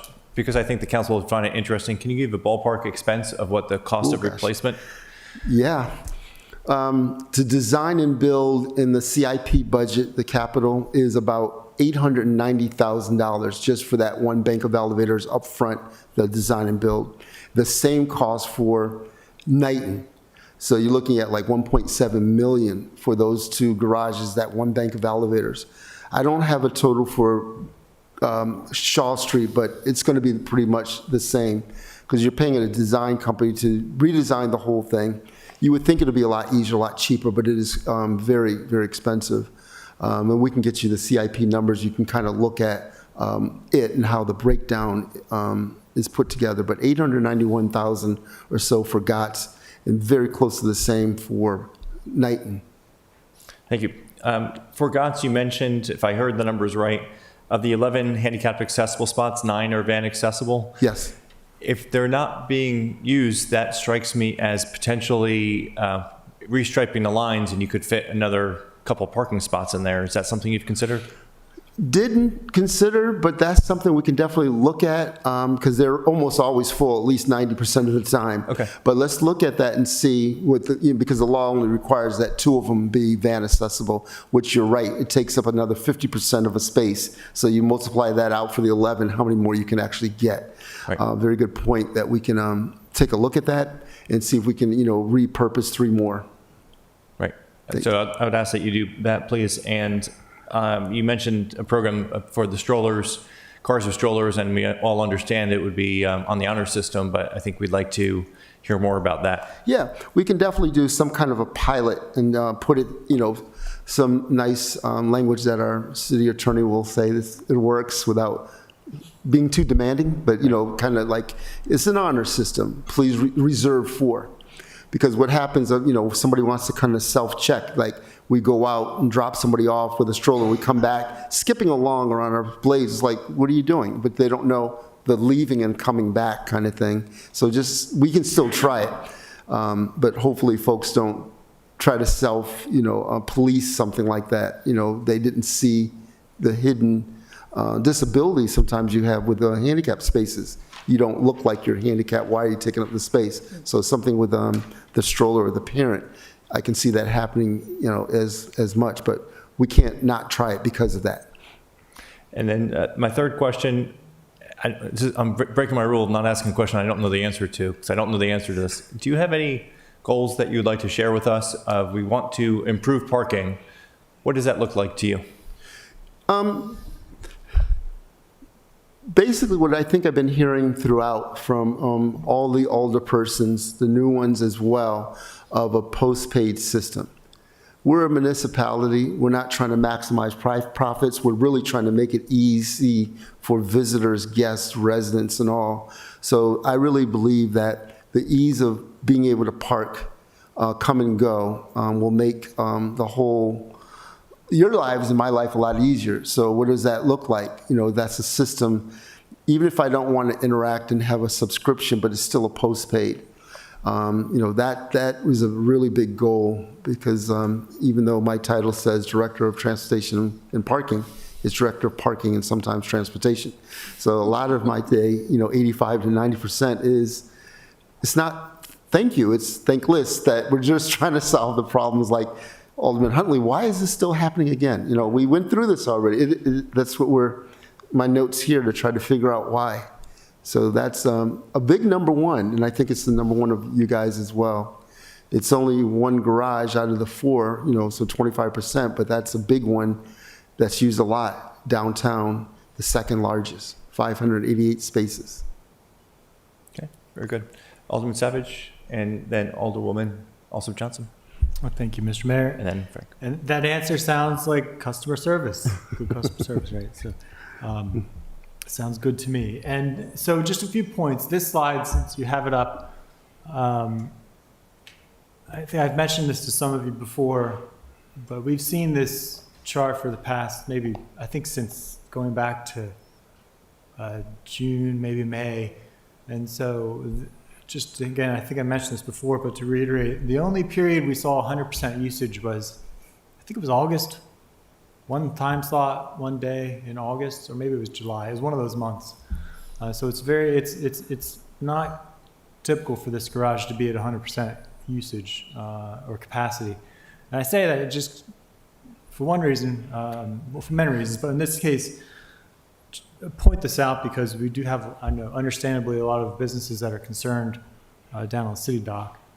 But we do have quite a bit of capacity here in the garage, and it's only 800 feet, or about, I think that works out to be about 1/8 of a mile from the garage. It's a very walkable distance.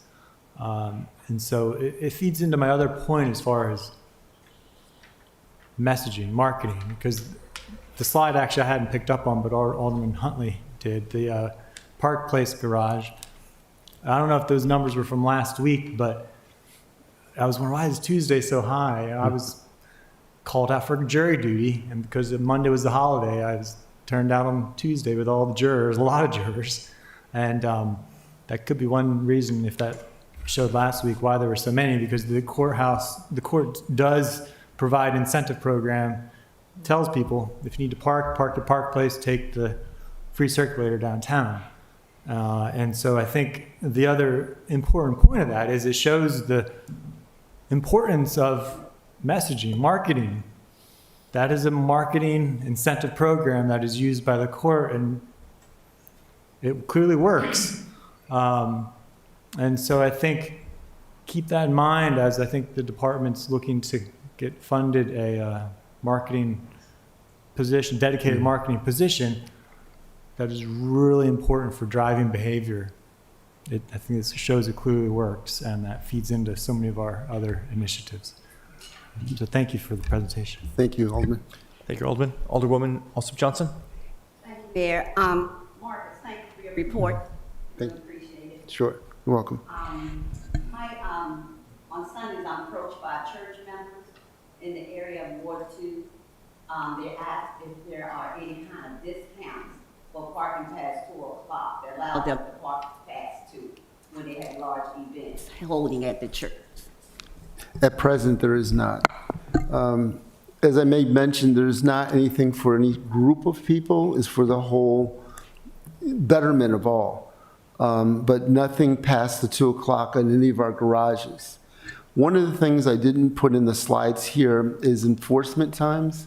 The metered spaces Monday through Thursday are 10 o'clock to 8:30 at night. Sundays is 12 noon to 7:30 at night. When it will be enforced as far as expired meter. There's no expiration time for behavioral things of blocking a fire hydrant, crosswalk, red curb, or anything like that. But there's nothing that we have currently for any group of people for anything extending past the 2.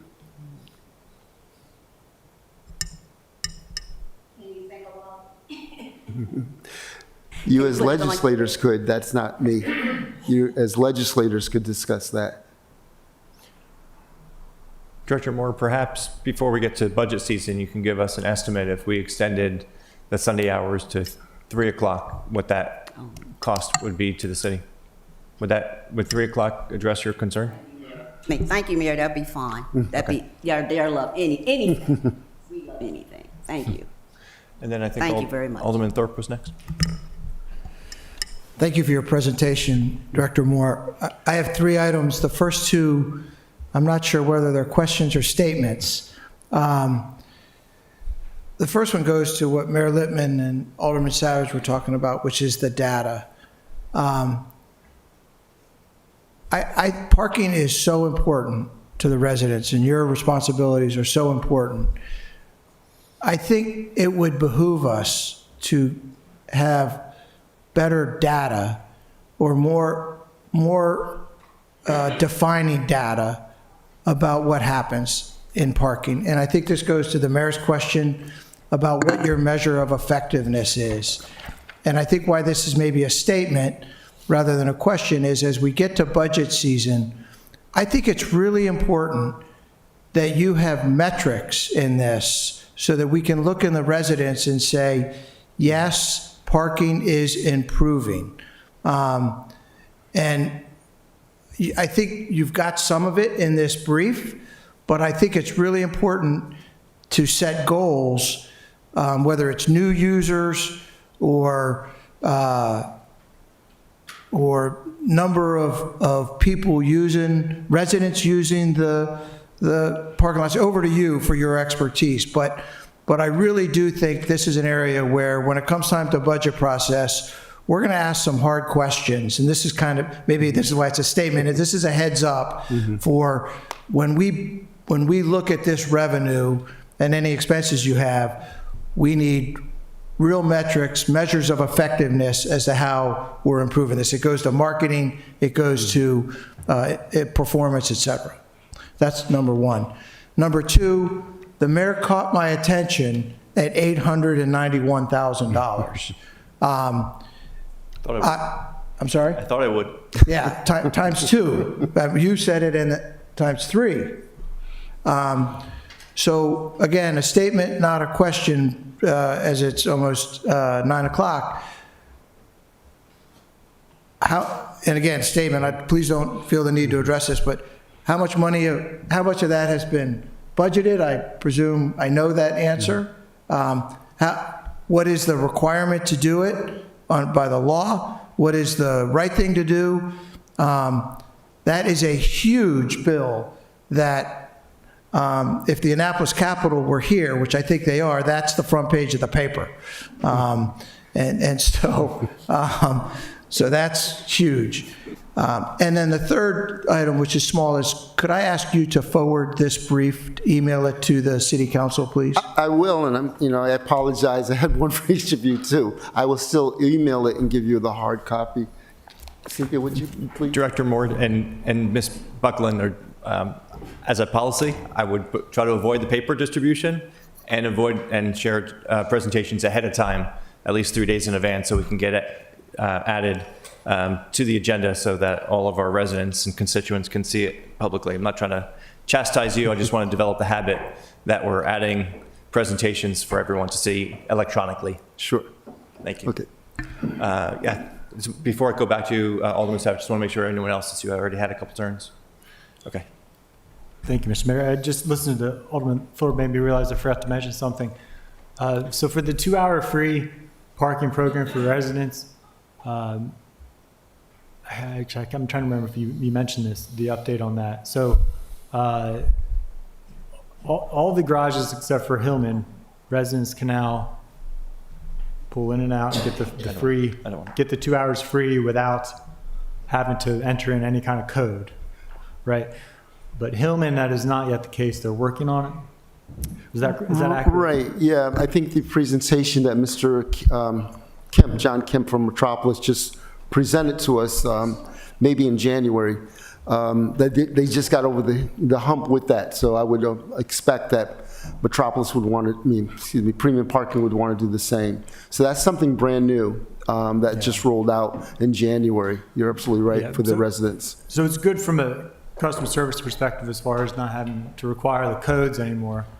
But I do want to bring up, we did ask from the Transportation Committee to get the data as far as what is the cost of that, because that's essentially a subsidy in the budget. We are subsidizing car transportation by incentivizing people to drive to the parking garages, drive downtown instead of taking our other transportation. So to put a finer point on it, we're giving residents who have a car, they can park downtown for free, but if they have to rely on our bus system, they have to pay. If they don't have a car, they have to pay to come downtown. And so I think it's a bit of an equity issue we need to think a bit more about as we enter into the budget. And again, I think, because how much we charge does influence how much people use the services. Again, just like when the circuit court gives an incentive for people to park at Park Place, it works. And so I think as we move towards trying to make our roads safer, get less cars on the road, we need to be more mindful about how we can play around with these prices to get to the goal we want to get to. Thank you. Before I went to Alderman Savage, I should have given you a chance to answer Alderman Thorpe's last question about the 3 elevators. And just to clarify, 2 of them are parking related. So there was Gott's, Knighton, and the third one is Shaw, which is not parking related, but it's a 3rd elevator. But he asked whether those were already in the capital budget and the source of funds. I didn't give you a chance to answer. I apologize. Absolutely. These are carryovers. The CIP probably goes back to FY24. Alderman Huntley, would you know, or city manager? FY24. And it was spelled out for the parts of the process for design and build, so we can actually direct you to that CIP number 7300 something, whatever the last digit is. But yeah, it goes back a couple fiscal years. It's been, yep. Okay. Before I go back to you, Alderman Thorpe, I haven't got to Alderman Huntley on this yet. I was just going to answer your question, which is to say, broadly, the GOTS one has been fully funded. The Knighton one is about halfway funded, with the other $400,000 expected in FY27. Okay. Alderwoman O'Neill and then Alderman Thorpe. Thank you. I have one question that came in from one of my constituents, and there seems to be a huge uptick, and we've talked about this, in parking enforcement in residential neighborhoods, in particular in Admiral Heights and Germantown Homewood. I'm getting calls and emails every day, and this particular resident suggests that maybe it's because the percentage of usage of the garage is, you're looking at 18%, 23%. Can you talk to the huge increase in neighborhood enforcement and what is going on with that? Well, the enforcement is not, they'll move around like a public safety, a police officer. They're going to respond to a call, but they're not going to have tunnel vision or blinders on and say, I'm just looking for that blocked fire hydrant. They're going to address other things that they see along the way. But they're not sitting there waiting for a call. They do have to move around, and we can actually ask both parking contractors how the work is assigned. So you want to make sure you're covering certain areas, and of course, where there's metered spaces, residential parking districts, they're going to get watched a little bit more than where some of the outliers that it's not a parking RPP or metered areas or a hybrid of that. But I wouldn't know how they assign their work. I know some folks even think that they're on, they have to write a certain amount of tickets. That's not. They're not performance-based by the number of citations written. That's all city money. They're really just trying to make, sure things are safe. Sometimes I wonder, why did they come here in the first place? We would want them coming around, but that's the answer I get. It's like we don't know where they're going to be as well as a police officer unless there's something going on, and it becomes a hot spot of parking on Marguerite Avenue off of Chickapin, people just leaving their vehicles, work vehicles or other vehicles outside of the area. Yeah. Is it possible for us to get a copy of a call log so that when my residents are complaining that they're being targeted, I actually have the basis behind it saying, no, a neighbor called. I don't need to know who called, but I'd love to see the data on the number of calls because it is a huge uptick. And I can't imagine in January and February, I've got a lot of neighbors calling to complain about people when I would expect that during game days. I could see that as a huge uptick on game days, but in January and February, I can't understand that. Sometimes it's not a call, but it's through iWorks. And you'll get and I'm not sure who it all goes to, but if it has to do with parking or buses, of course, it's coming to me, and maybe public safety. Two that I got today, one actually says there's been an abandoned vehicle sitting on cinder blocks in this, parking area, but it's private property. Or you'll get those, but if they're going to go down that area to take a look at it, well, first off, if they know it's private property, they'll just explain that. But if they're going to look and says, well, officer will be dispatched and we'll give you the disposition on what was found, I think some of you might get copied in on some of those emails that are called. Let me take a look with our ITS and see who gets them, because through iWorks, depending on what it is, if it's dealing with a curb cut, a broken sidewalk, or as far as a parking, it does come to me, but it probably used to go to the chair of the public safety. But let me see where they're going. But anyone else that would like to get them, I'm sure there's not. They're not coming to the chair of public safety. Yeah, it used to go to Rhonda, Alderman Pindell Charles, so it needs to be updated. If you're that person or anyone that wants it, I'm sure we could actually, with ITS, have that happen. Thank you. I appreciate that. Yeah. Director Moore, on that point, I'm not positive, I don't know what your data capabilities are, but if rather than just one total, it might be helpful if you're able to break it down by region, whether that's ward or area. My recollection is seeing a list from last July through January that was pretty consistent each month, but maybe if we broke it down by region, you might see a bubble in Ward 2, for instance. Sure. We can easily look at where they were going to find out which ward. So looking at, obviously premium parking is just going to be Ward 1, Districts 1 and 2, and the rest of the city would be Metropolis. So we can look at what the call came in or where they actually went, because the ticket, whenever a PO is going to do a citation on the street, they're taking pictures.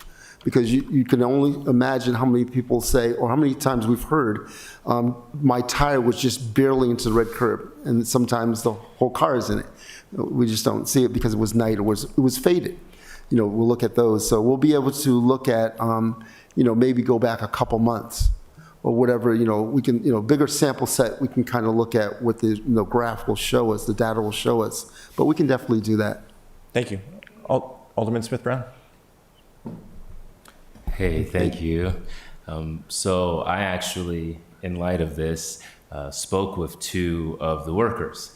I went out there while I was outside actually pulling up, and I saw that they were about to ticket a few of my neighbors. And so I did let the neighbors know that they were parked incorrectly or against the quote-unquote law/code, and they did save hundreds of dollars for that. And this is an issue. One, I never will support people being taken advantage of. And it seems like that these, I'm not going to blame them for anything without them having the opportunity, which I do emphasize you bringing them forth, us bringing them forth for a work session to talk about their profits and their intention as well. Because we may believe that it's for the protection of vehicles of our residents and our visitors or what have you, but that's not what businesses always have in mind. And so just to get back to the main point, there is an issue with them ticketing or giving whatever site to our residents, particularly after 10 o'clock p.m. Now you have people that are visiting family members, there are emergencies that may be taking place, and there's no warning in place. And I think that that should be brought back. I spoke with those two workers, and they mentioned to me that there was a warning system at first. And then I spoke with one of the representatives, and I know Alderman Thorpe, Mayor, if I can address Alderman Thorpe, and myself have been talking about this, and we're going to move forward on some action to help our residents. But in light of that, they mentioned that it was a bias when people were giving warnings because some people would get the ticket, and then the person who's ticketing would say, well, I know that person, or hey, that's my friend, or what have you, so I'm not going to ticket them today. Well, there needs to be a system of tracking. And so whether that's license plate tracking or whatever that may be, we should be protecting our residents at all costs and saving them money at all costs, especially with all that we're dealing with now in today's economy. So to the main point, please, if you can, speak with them, welcome them, if we can, Mayor, to a meeting to discuss this further. But no, I think that it is about seeing where the money is. How much money have they made since they've taken away the warning system? And what can we do to bring something like that back? But yeah, I just want to make sure it's clear, it's not their money, it's the city's money. Still, yeah. I think that, but their purpose is still to manage the money coming in. And so if you have, let's say, a partner and they're bringing in hundreds of dollars for you, I think you're more interested in keeping that partner. And so we have to make sure that we're not taking advantage, this company would have you, that we're trusting to do this job is not taking advantage of our residents, period. Alderman Thorpe and Alderman Huntley, and I just want to be mindful, we're about an hour into this topic, so I'd like to just do final questions, please. So I want to talk about what Alderman Smith-Brown's talking about enforcement. We have talked about obtaining the list of what you use to enforce parking. And I'm looking forward to receiving that list from you because I think we have a responsibility as city council members. I know I personally will drive that hard to say, if you park this much over a red line, you are going to get a ticket. I haven't done that since I've been sworn in. I think the reason we have enforcement is to prevent bad behavior, not to generate revenue or whatever. Right. So whether it's marketing, whether it's information, I think we have a responsibility. So I look forward to getting that document from you and treating our residents like adults and saying, this is what you're going to get ticketed for. But then the second thing is I want to go back to the metrics, and what Alderman Savage brought up, I think, is a perfect example where we need data, because he brought up something where data can change our behavior.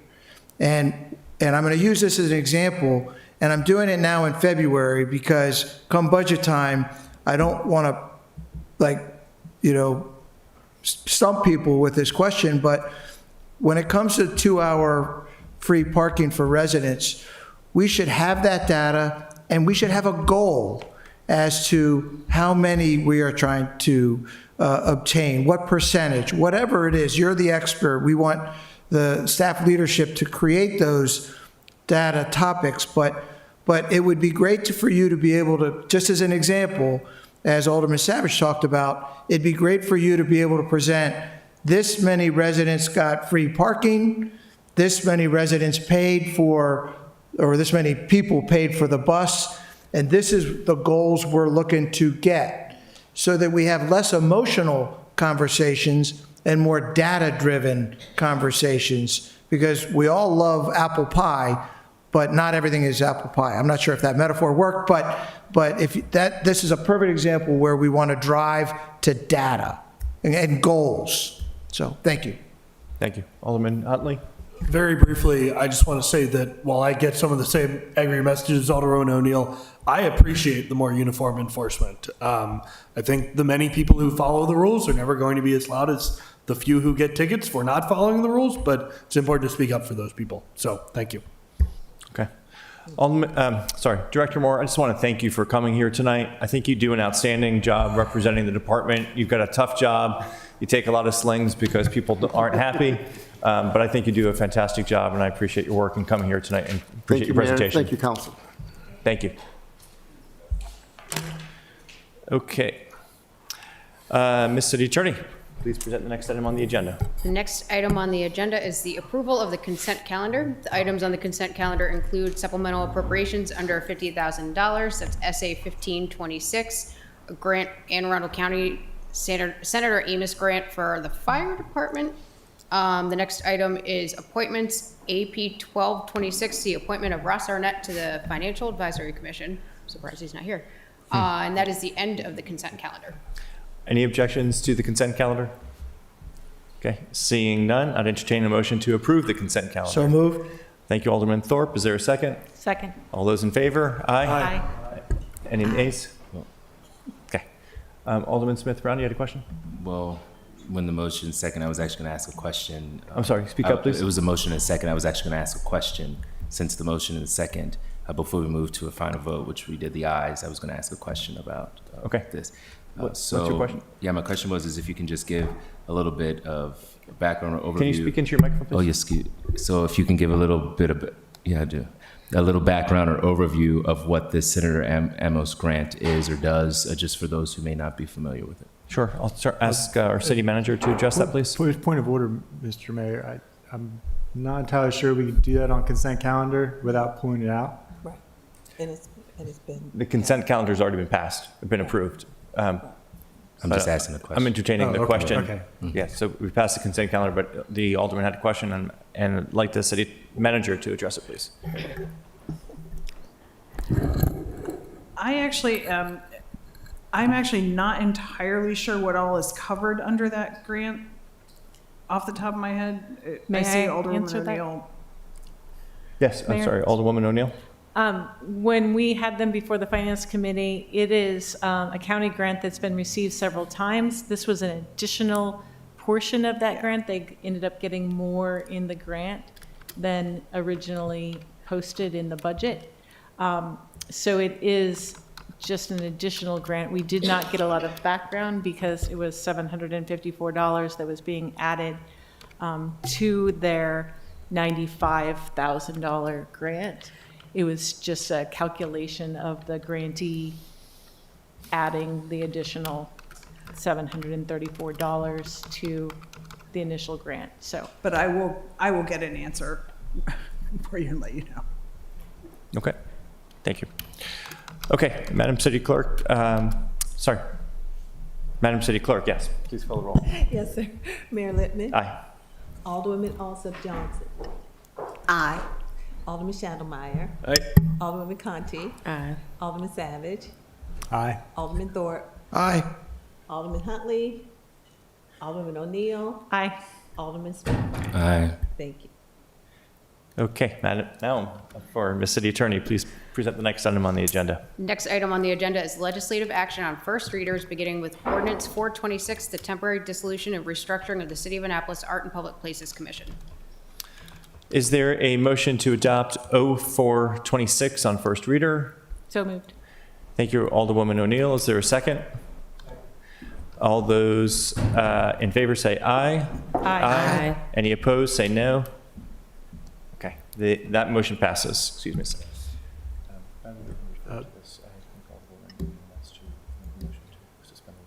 that where I do that now? If you want to, before unanimous consent. Okay. I was going to entertain a motion on this ordinance before we move on, before we assign it to rules. Okay. Yes. I'd entertain a motion on this matter. I'd like to make a motion to suspend the rules on this matter. Okay. We're going to, just for clarity, because we don't do this very often, going to take the motion, ask for a second, and then we'll have discussion. Is there a second for the motion? Second. Thank you. Alderman, any discussion? Yes, please. Let me If start I- with Alderwoman O'Neill, and then, thank you. If I just have a moment, I would like to talk a little bit about the purpose of this. When this commission, Art in Public Places, was originally formed in 2010, at that time it was structured so that the council funded it with funding each year, no set funding, and it typically was somewhere between $15,000 and $40,000. In 2021, through state mandate, this commission was now slated to be funded through a percentage of the hotel tax. That moved the annual funding to somewhere in the range of $140,000 to, I believe the most they've had since 2021 was $180,000 per year. At that time, we never changed, the council never changed anything other than the allocated funding that was now coming in. I truly believe that at that time, the council should have taken a look at this commission and restructured, making sure that there was both a strategic plan for the commission as well as a very transparent and open structure of how applications were received, how they were debated and discussed, and how it was determined funding for that. That never took place through no fault of anyone. It probably should have. Over the course of the last 2 to 3 years, the council has been continually had reach out from public with objections to either the non-transparency or how it was operating or any number of things. And in 2025, the council voted and passed legislation that moved this commission from under the auspices of Parks, Recs and Park to Planning and Zoning, and gave Planning and Zoning Director authority over final decisions, over making recommendations about what should be funded and the levels it should be funded. All of those things came into place, but nothing has truly been set in stone. And after receiving numerous dozens of complaints from both residents who were, interested in what was going on, interested in possibly getting funding from the commission, and people that were getting funding from the commission about confusion and lack of transparency in how funds were given out. I talked with both the director of planning and zoning, our constituent services personnel who at the time was overseeing all the boards and commissions, and just said, I think that this needs a reset. It needs a reset so that we are being as efficient as possible, but also being as transparent as possible. And really the only way to do that would be to talk about this dissolving temporarily, so that the director can put in place, with the help of other arts organizations in the area, consultation, put into place something that is very, very transparent. And I had an artist call me over the weekend that said she wanted to apply for a grant, and there was no place on the website that she could find the application or how to apply or whatnot. And I'm like, okay, well, that's one more thing we need to work on. So I'm asking my fellow council members to look at this process understand that it's in the sense of efficiency, it's important that we temporarily suspend, this commission, rework it, and in doing so, by suspending the rules this evening, it allows us to get work on it right away so that we lose as little as possible ground in granting arts organizations grants for this year. They have 3 grant funding cycles, March, July, and November. The Director of Planning and Zoning has assured me that the March funding cycle is open and available, and he will have his staff manage that funding cycle. We've given the Planning and Zoning 6 months with a 90-day report on how far there are. So the hope is that they don't take all 6 months, that they can get it working, that they can have it back up and ready so that that July funding cycle has a brand new commission all set in place. Everything is online. People know exactly how to apply for a grant, what types of grants are eligible for granting, and we can move on. And I think that that's in the best interest of all of our city. I love artists.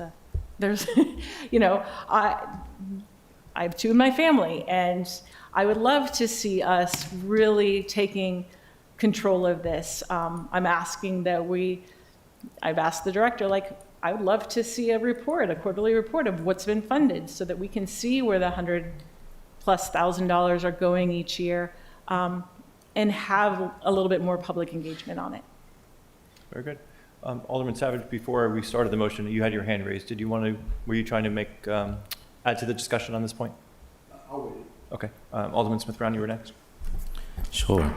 So we've had a conversation, and based off of the importance of getting this done as soon as possible prior to any future decisions being made from the commission, this seems to be the best action to take. Though, before moving and confirming that over these next 6 months, we're going to have to take it a little step further. And in speaking with Alderwoman Carmen O'Neill, we did agree that the arts voices are extremely valuable, and we do not want the arts community to feel that they're left out of this process. And so beyond just this taking place, we're looking into having a task force formed. And I think that will continue to allow for the arts voices to be a part of the outcome or the resolution of getting this commission into a more productive place. And so we're going to ask the Office of Law, if possible, or Mayor, if we can ask the Office of Law, as well as our legislative drafter, thank you so much always, Cynthia, for that, to begin looking into the matter of a task force so that our community members and our leaders in the arts community can be a part every step of the way. Thank you. Alderman Schandelmeyer? Thank you, Mr. Mayor. So, unpopular opinion here. I think we can make reforms without doing a large step like that, which, agree to disagree, that's fair enough. But to get to the point of rule suspension, I think to do a blitz play on a rule suspension of that, it feels... Can you speak closer? I'm having a hard time hearing you. To do a rule suspension, I think that feels sneaky and wrong to me to do this. I'm willing to have the debate further, but to suspend the rules and do this blitz play, it doesn't sit right to me. Can I? Sure. Alderwoman O'Neill? Thank you. Alderman Two quick points. We were trying really hard to get this on the last meeting agenda, and it was just taking longer to get all of the reports and everything else in place and the final edits of it. So that didn't happen. Furthermore, there is a scheduled commission meeting coming up this week, and I would hate for any of the commission members to feel that their time is wasted if we've got this in the works. That it will eventually, so that if they're having a meeting, I just would hate to waste their time. And I think that by suspending the rules and getting this working, the Director of Planning and Zoning is ready to start working on this as soon as it's passed by us, which is why I was asking for the courtesy of our council to consider suspending the rules. Alderman Huntley? Yeah, I'm going to say very similar to what Alderwoman O'Neill said, just a little more blunt. There is a clear deadline on when this needs to get done. She made a good faith effort to introduce it at a meeting that would allow us to meet that deadline, and through no fault of the author, that wasn't able to happen. I think sometimes it makes sense to wait 6 months to pass legislation. Other times we just plain don't need to. So I'm very much for this motion. Alderman Thorpe? So I would like to applaud Alderwoman O'Neill for all the amount of work she's put into this. And I appreciate the discussion. As you know, I am not a supporter of suspending the rules. And I think, as Alderman Channelmeyer is alluding to, we should only do that in times when we feel it is appropriate and in the public's best interest. That's good government. Alderman O'Neill, I think, has done tremendous due diligence on this. The time we would save and the respect we would show to our residents, I think, makes it worthy. I will also tell you, I sent in my constituent email, my resident email, I described this that was going forward, and I put in it that this is going to be handled with a sense of urgency. And if you have an issue with it, please let me know or come tonight to testify. And I received 0 inputs. So I would, in this rare case, support suspending the rules. Okay. Alderman Savage? Thank you, Mr. Mayor. Yeah, I do. Thank you, Alderwoman O'Neill. This has been a long time coming. We dealt with over a year of a lot of issues popping up with this board. This has been needed, and so I do entirely support it. I also will support suspending the rules. I thought you made the point well. I'll just add that I know the commission also does quite a bit of summer activities down at City Dock, and so the faster we get this ironed out, the better off we'll be.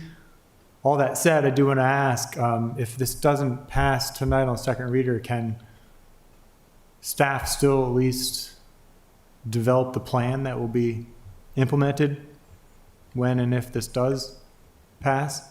I think if it didn't pass tonight, then it just goes through the normal course to dissolve, but nothing, that wouldn't stop staff from starting to work on creating legislation to create a task force, as Alderman Smith-Brown alluded to, or the director making recommendations for improvement. Okay, thank you. Okay. I'll just share my thoughts.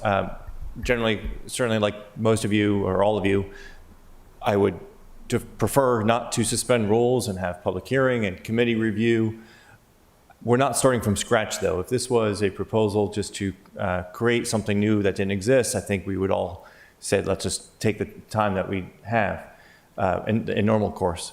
But in this instance, we have two situations. One, we have a large amount of money that I think we have a general consensus of that the city hasn't put appropriate oversight over. And so rather than, because we have this pool of money, the longer we don't have oversight of it, controls of it, I think we're at risk of neglecting our duties of oversight. And so I think the quicker we get to that point, the better.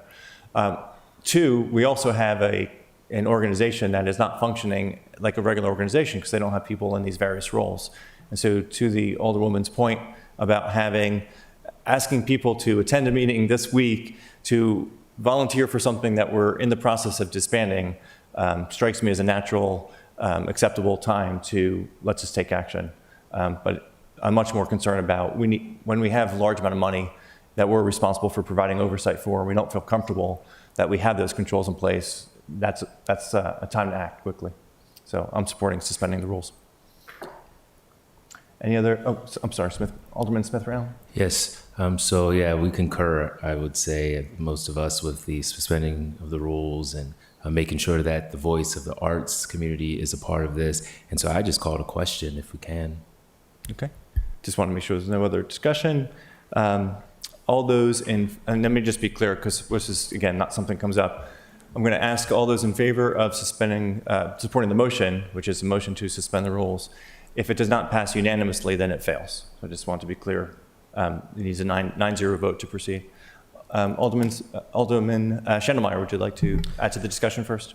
Look, I'm clearly in the minority. I hate being that guy and blowing things up. And it's interesting that committees didn't get a rule suspension, bud. But, okay. Anyway, but I do think that this is incredibly sneaky. This does not sit right with me. I'm going to be voting against this as a whole because of that. And this is really, I think, disappointing. We had a member come in saying that we did not go forward and talk to the commission that this was coming. We could have done a lot better reaching out to them, and this feels like we're doing a last-minute midnight blitz.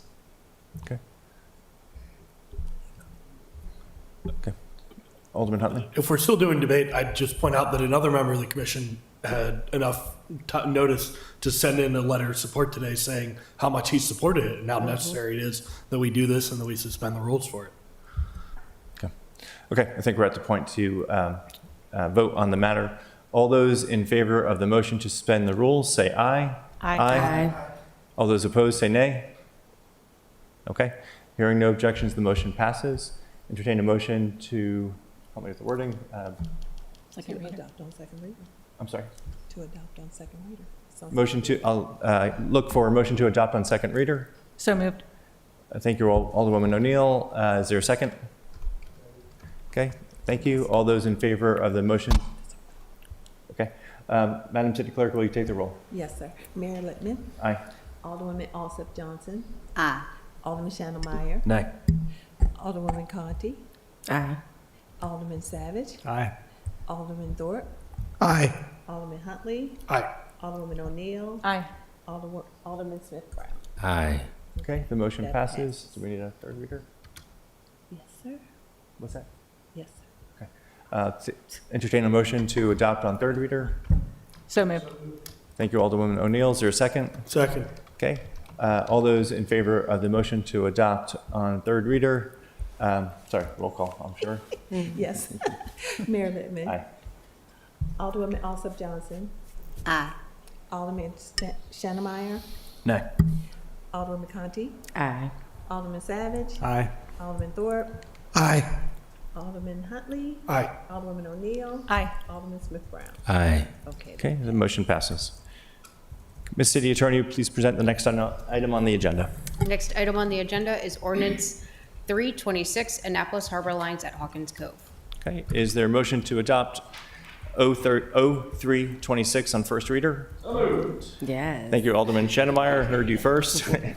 Maybe it's loudest, I'm not sure. Is there a second? Second. Thank you. All those in favor say Mr. aye. Mayor. Aye. It's okay. Sorry. I was going to just ask to be added as co-sponsor. Okay, thank you. All those opposed? Okay. Motion passes, and please add Alderman Savage as a co-sponsor.